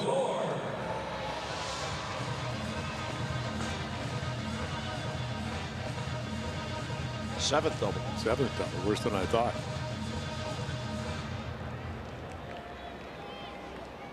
So not only the hits, but the extra base hits. You look at total bases, so that's what, 14 right there, and then you get another 12. That's 29 total bases, not even figuring in the walks or the base hits, and that's how you get kind of run total that the Rangers have gotten tonight. That ball is going to get by, so. Looked like it went right off the glove. Well, he does throw real hard, and it doesn't always go where he wants it to go because of the velocity. He's still learning. Last year, pitching 3 inning stints at Double-A Bowie. He's made a tremendous jump and done a nice job. I mean, I don't care who you are, you're going to struggle at this level against these guys. It was a pass ball, by the way, allowing Shin-Soo Choo to get to third. Talking with his third base coach, Tony Beasley.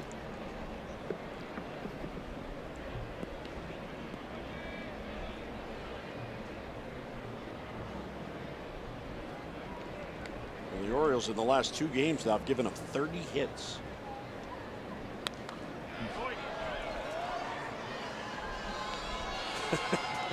right below us. Well, you see it. I mean, we're pretty high here. I mean, you're not as high as in some of the other ballparks, but when you see the foul balls and you're trying to look at the monitor,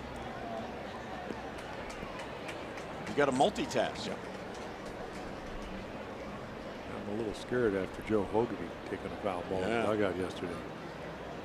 Doing all right at the top of the railing and right in the nose, so he had a couple of stitches.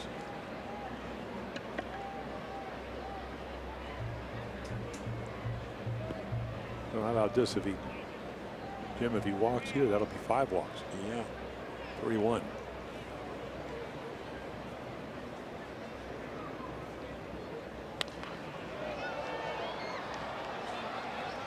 Yeah, not only did he draw 4 walks, he drew 4 walks in 4 consecutive innings.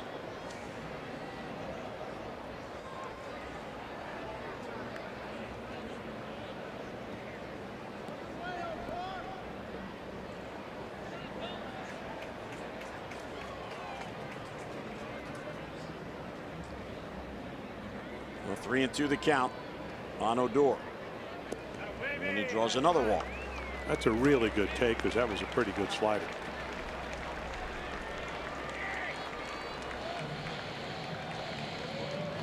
You learned last inning if you get it too much over the plate, Gallo hit one of those sliders for a solo home run.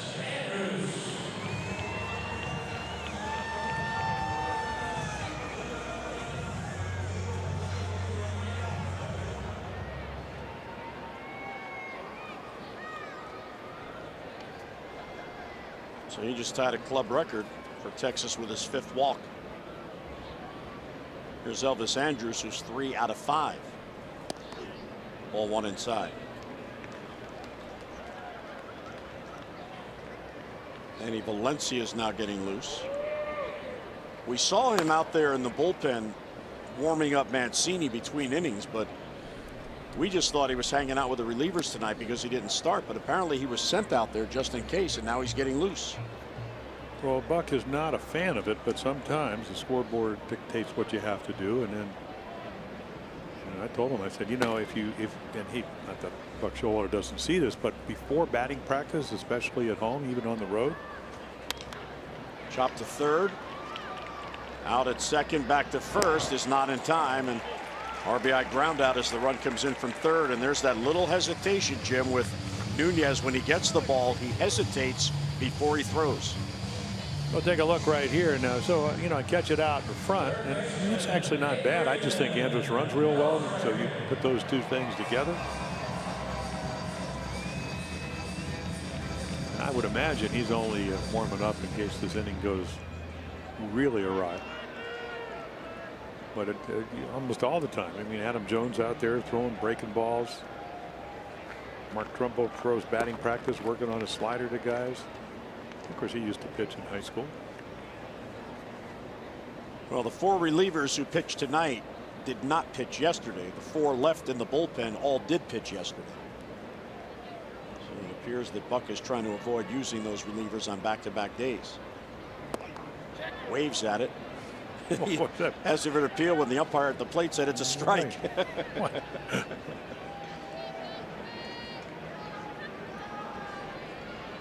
I don't have to appeal. You swung.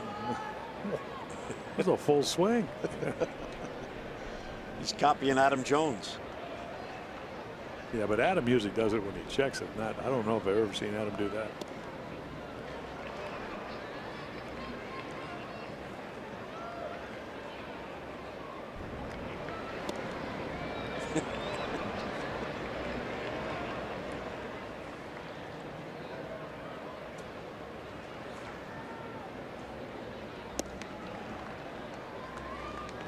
Still only 1 out. And for Scott, this is his 2nd inning of work, so he's already up to 27 pitches.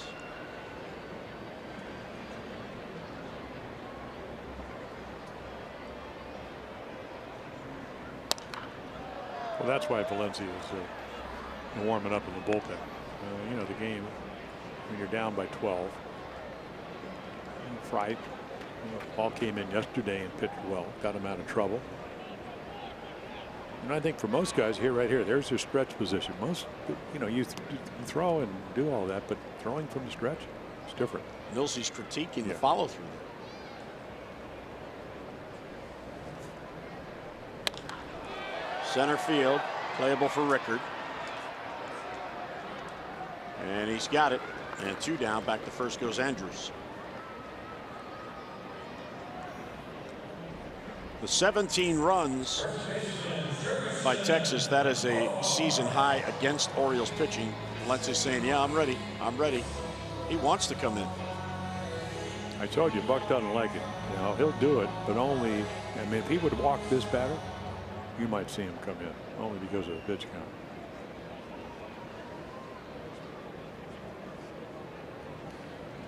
There's Profar batting right-handed for the first time tonight.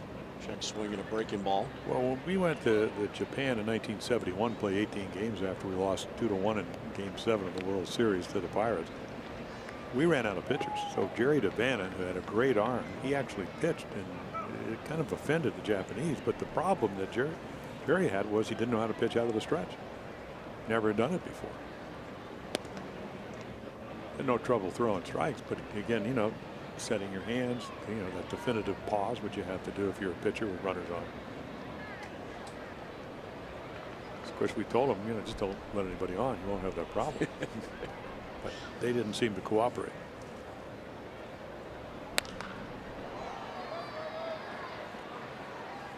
So 17 runs, a season high. The season high base hits allowed was 20. That was May 8th against Kansas City when the Royals scored 15 runs. 15 runs had been the season high until tonight. Twice this year the Orioles had given up 15. Now they've given up 17 in a game. Down and in. With 3-1 the count on Profar with Gallo on deck. And Valencia anxious to come in the bullpen.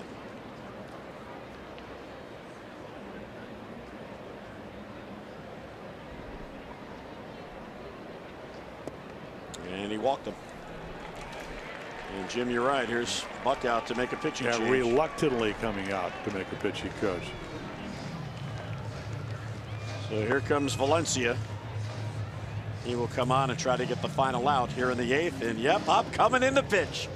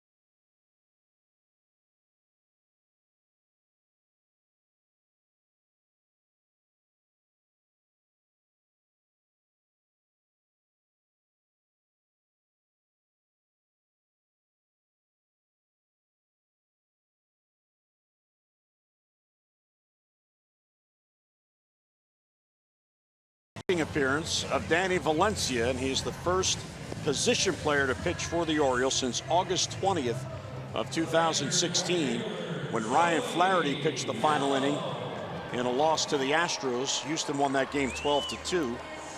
Ironically, on a day that former Oriole Chris Tillman signed a minor league contract with the Rangers, Tillman started that game and allowed 6 runs in 2 innings, and Flaherty eventually came on. Yeah. So the 33-year-old right-hander out of Miami in his first major league appearance pitching. Something at 79. It was a straight ball. Yeah, it's not a fastball.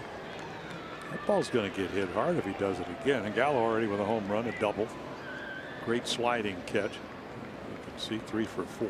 Also he threw in a single. Whoops, a little bit extra at 92. Ooh, so that was a BP fastball followed by a 92-mile-per-hour fastball. But not even close to the plate.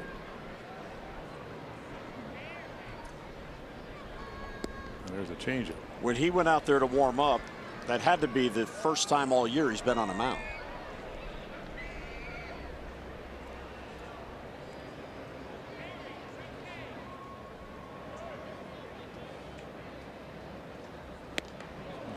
And there's another changeup at 81. He's got all the repertoire. Well, hitters will tell you, hey, I really don't like to face these guys because you don't want to make outs. It's just a changeup, target down and away, fast changeup up and in.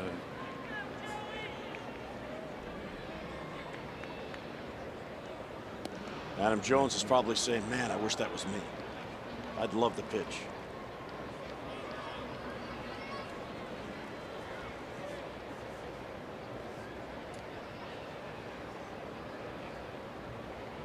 Full count. Popped them up. It's back this way.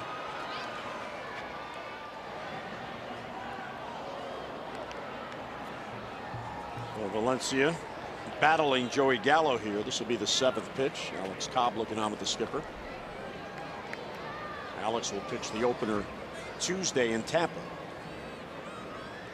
Certainly familiar with that ballpark. Yep. And pitched there where he started his career. Strike three called, a borderline pitch. And they love it. Look at Valencia strut off the mound. He's trying not to smile. Come on, Danny. I'm number one. Oh, yeah. Hate to the corner. I got my man.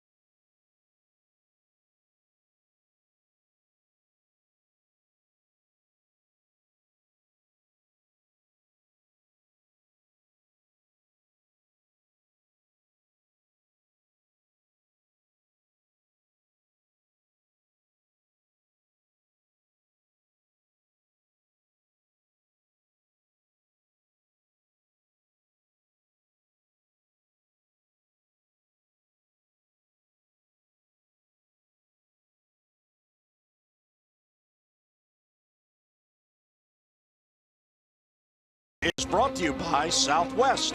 Low fares with nothing to hide. That's transparency. Globe Life Park, and there's Danny Valencia. Oh, I can hear it now. JP, hey, there's nothing to pitching. Just throw that 3-2 fastball right on the corner. He's telling Alex, now Alex, look, when you take the mound Tuesday, here's what you got to do. You got to paint that corner.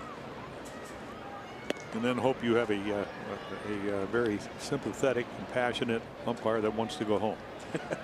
Oh, come on, don't steal his moment. No. That was a great pitch.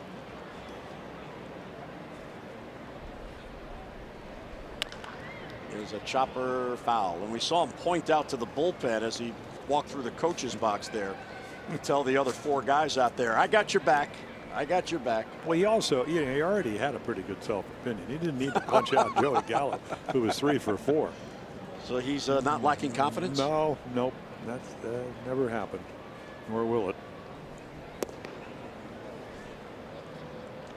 And I say that in a nice way.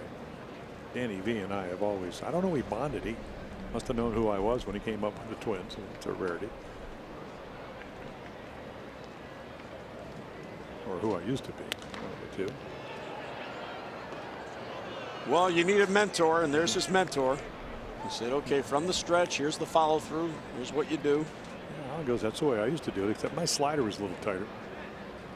And he did do it that way. He runs a tight ship out there.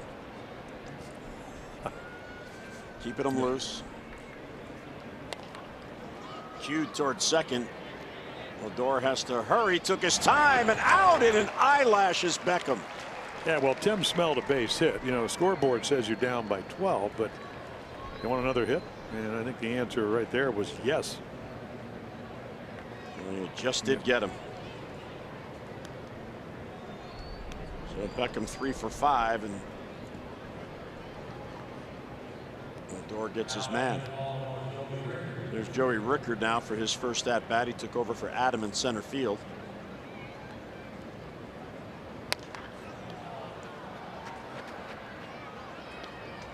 Joey in his last 4 games has gone 6 for 16.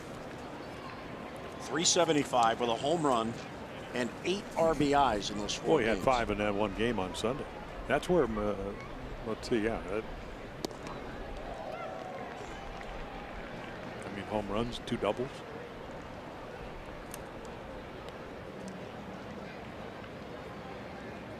Butler's on the verge of a save, by the way, even in a 17-5 game. Ricker to left field. That'll chase Calhoun back. That's over his head, and it bounces against the wall. So Rickard stays hot as he gets a double. So one out double for Joey Rickard.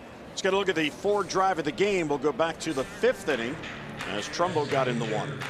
Yeah, a little cutter or something up in the zone, and again, able for Mark to be his 13th home run. Already driven in a run in the 1st inning. And that ball way up there. I think what the launch angle was somewhere in 30 percentile.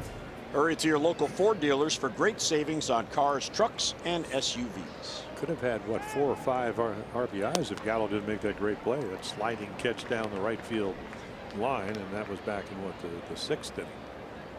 At that time, it was only 13-5. The Orioles would have added a run or two. Yeah, there were 2 in scoring position, so it might have been a 2-run single. Or maybe a double.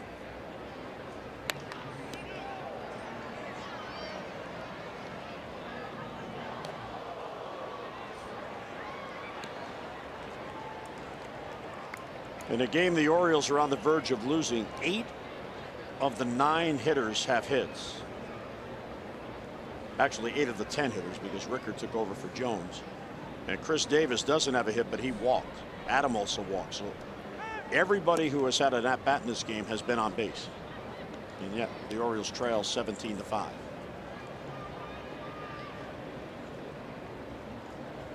Five runs this year has been the Orioles' measuring point.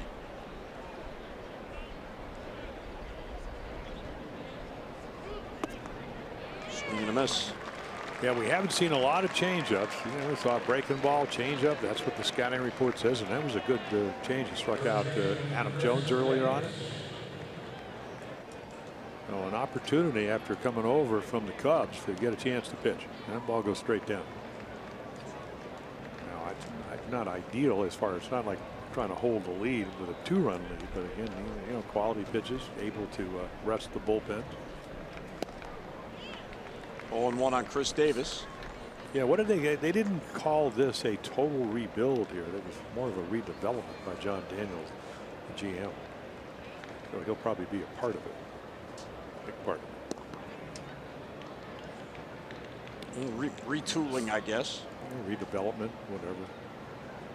You know, win a couple of divisions, and then you only win 78 games last year. I don't know if they'll do that this year. Towards the middle, there's a base hit for Chris Davis. And Rickard will score, so that'll make it 17-6. And Chris Davis has a 2-out base hit.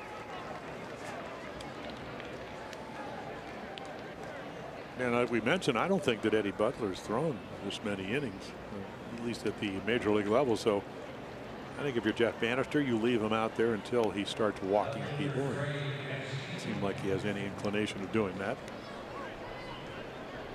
So Rickard doubles, comes around the score. Here's Mancini, who has 1 hit in 4 trips. And strike on the corner.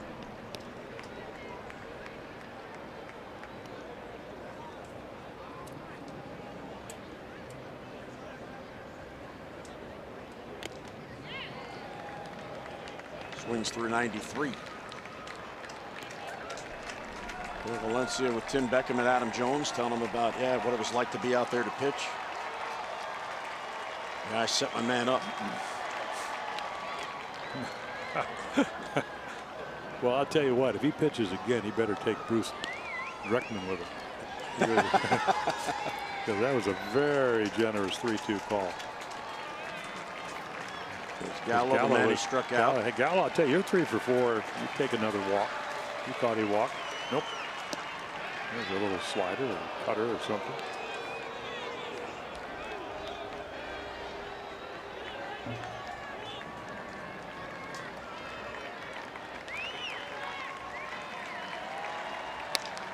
Right field. That'll chase Gallo back. Still going back. And that ball is gone. It carried out of here the opposite way. Wow. Trey Mancini goes deep. You talk about using all the real estate. That ball just kept on going. Wow, this is, I mean, we're in Globe Life Park. where every fly ball has life. 25 runs. Wow. So a 3-run inning. I mean, really, and I'm not taking away from Trey, but that, fly ball, it just carries. The air very warm here, not as warm as it can be, but it, pleasant night. Good approach, in fact, a great approach. And here's Nunez.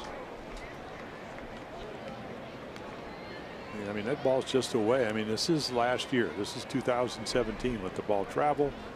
Belt it to right. Take your chances. Sometimes they're home runs, doubles. It's his 33rd base hit to right field.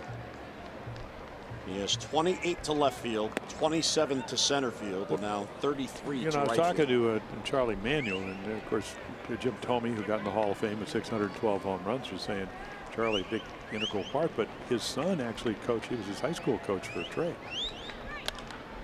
And skied the left. This should do it.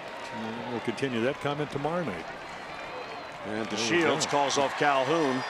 So Butler does earn the save as he goes the final 3 2/3. Orioles get 3 back in the 9th. We're coming back to Globe Life Park, where Danny Valencia made his first pitching appearance. Final score in Arlington, Texas 17, Baltimore 8.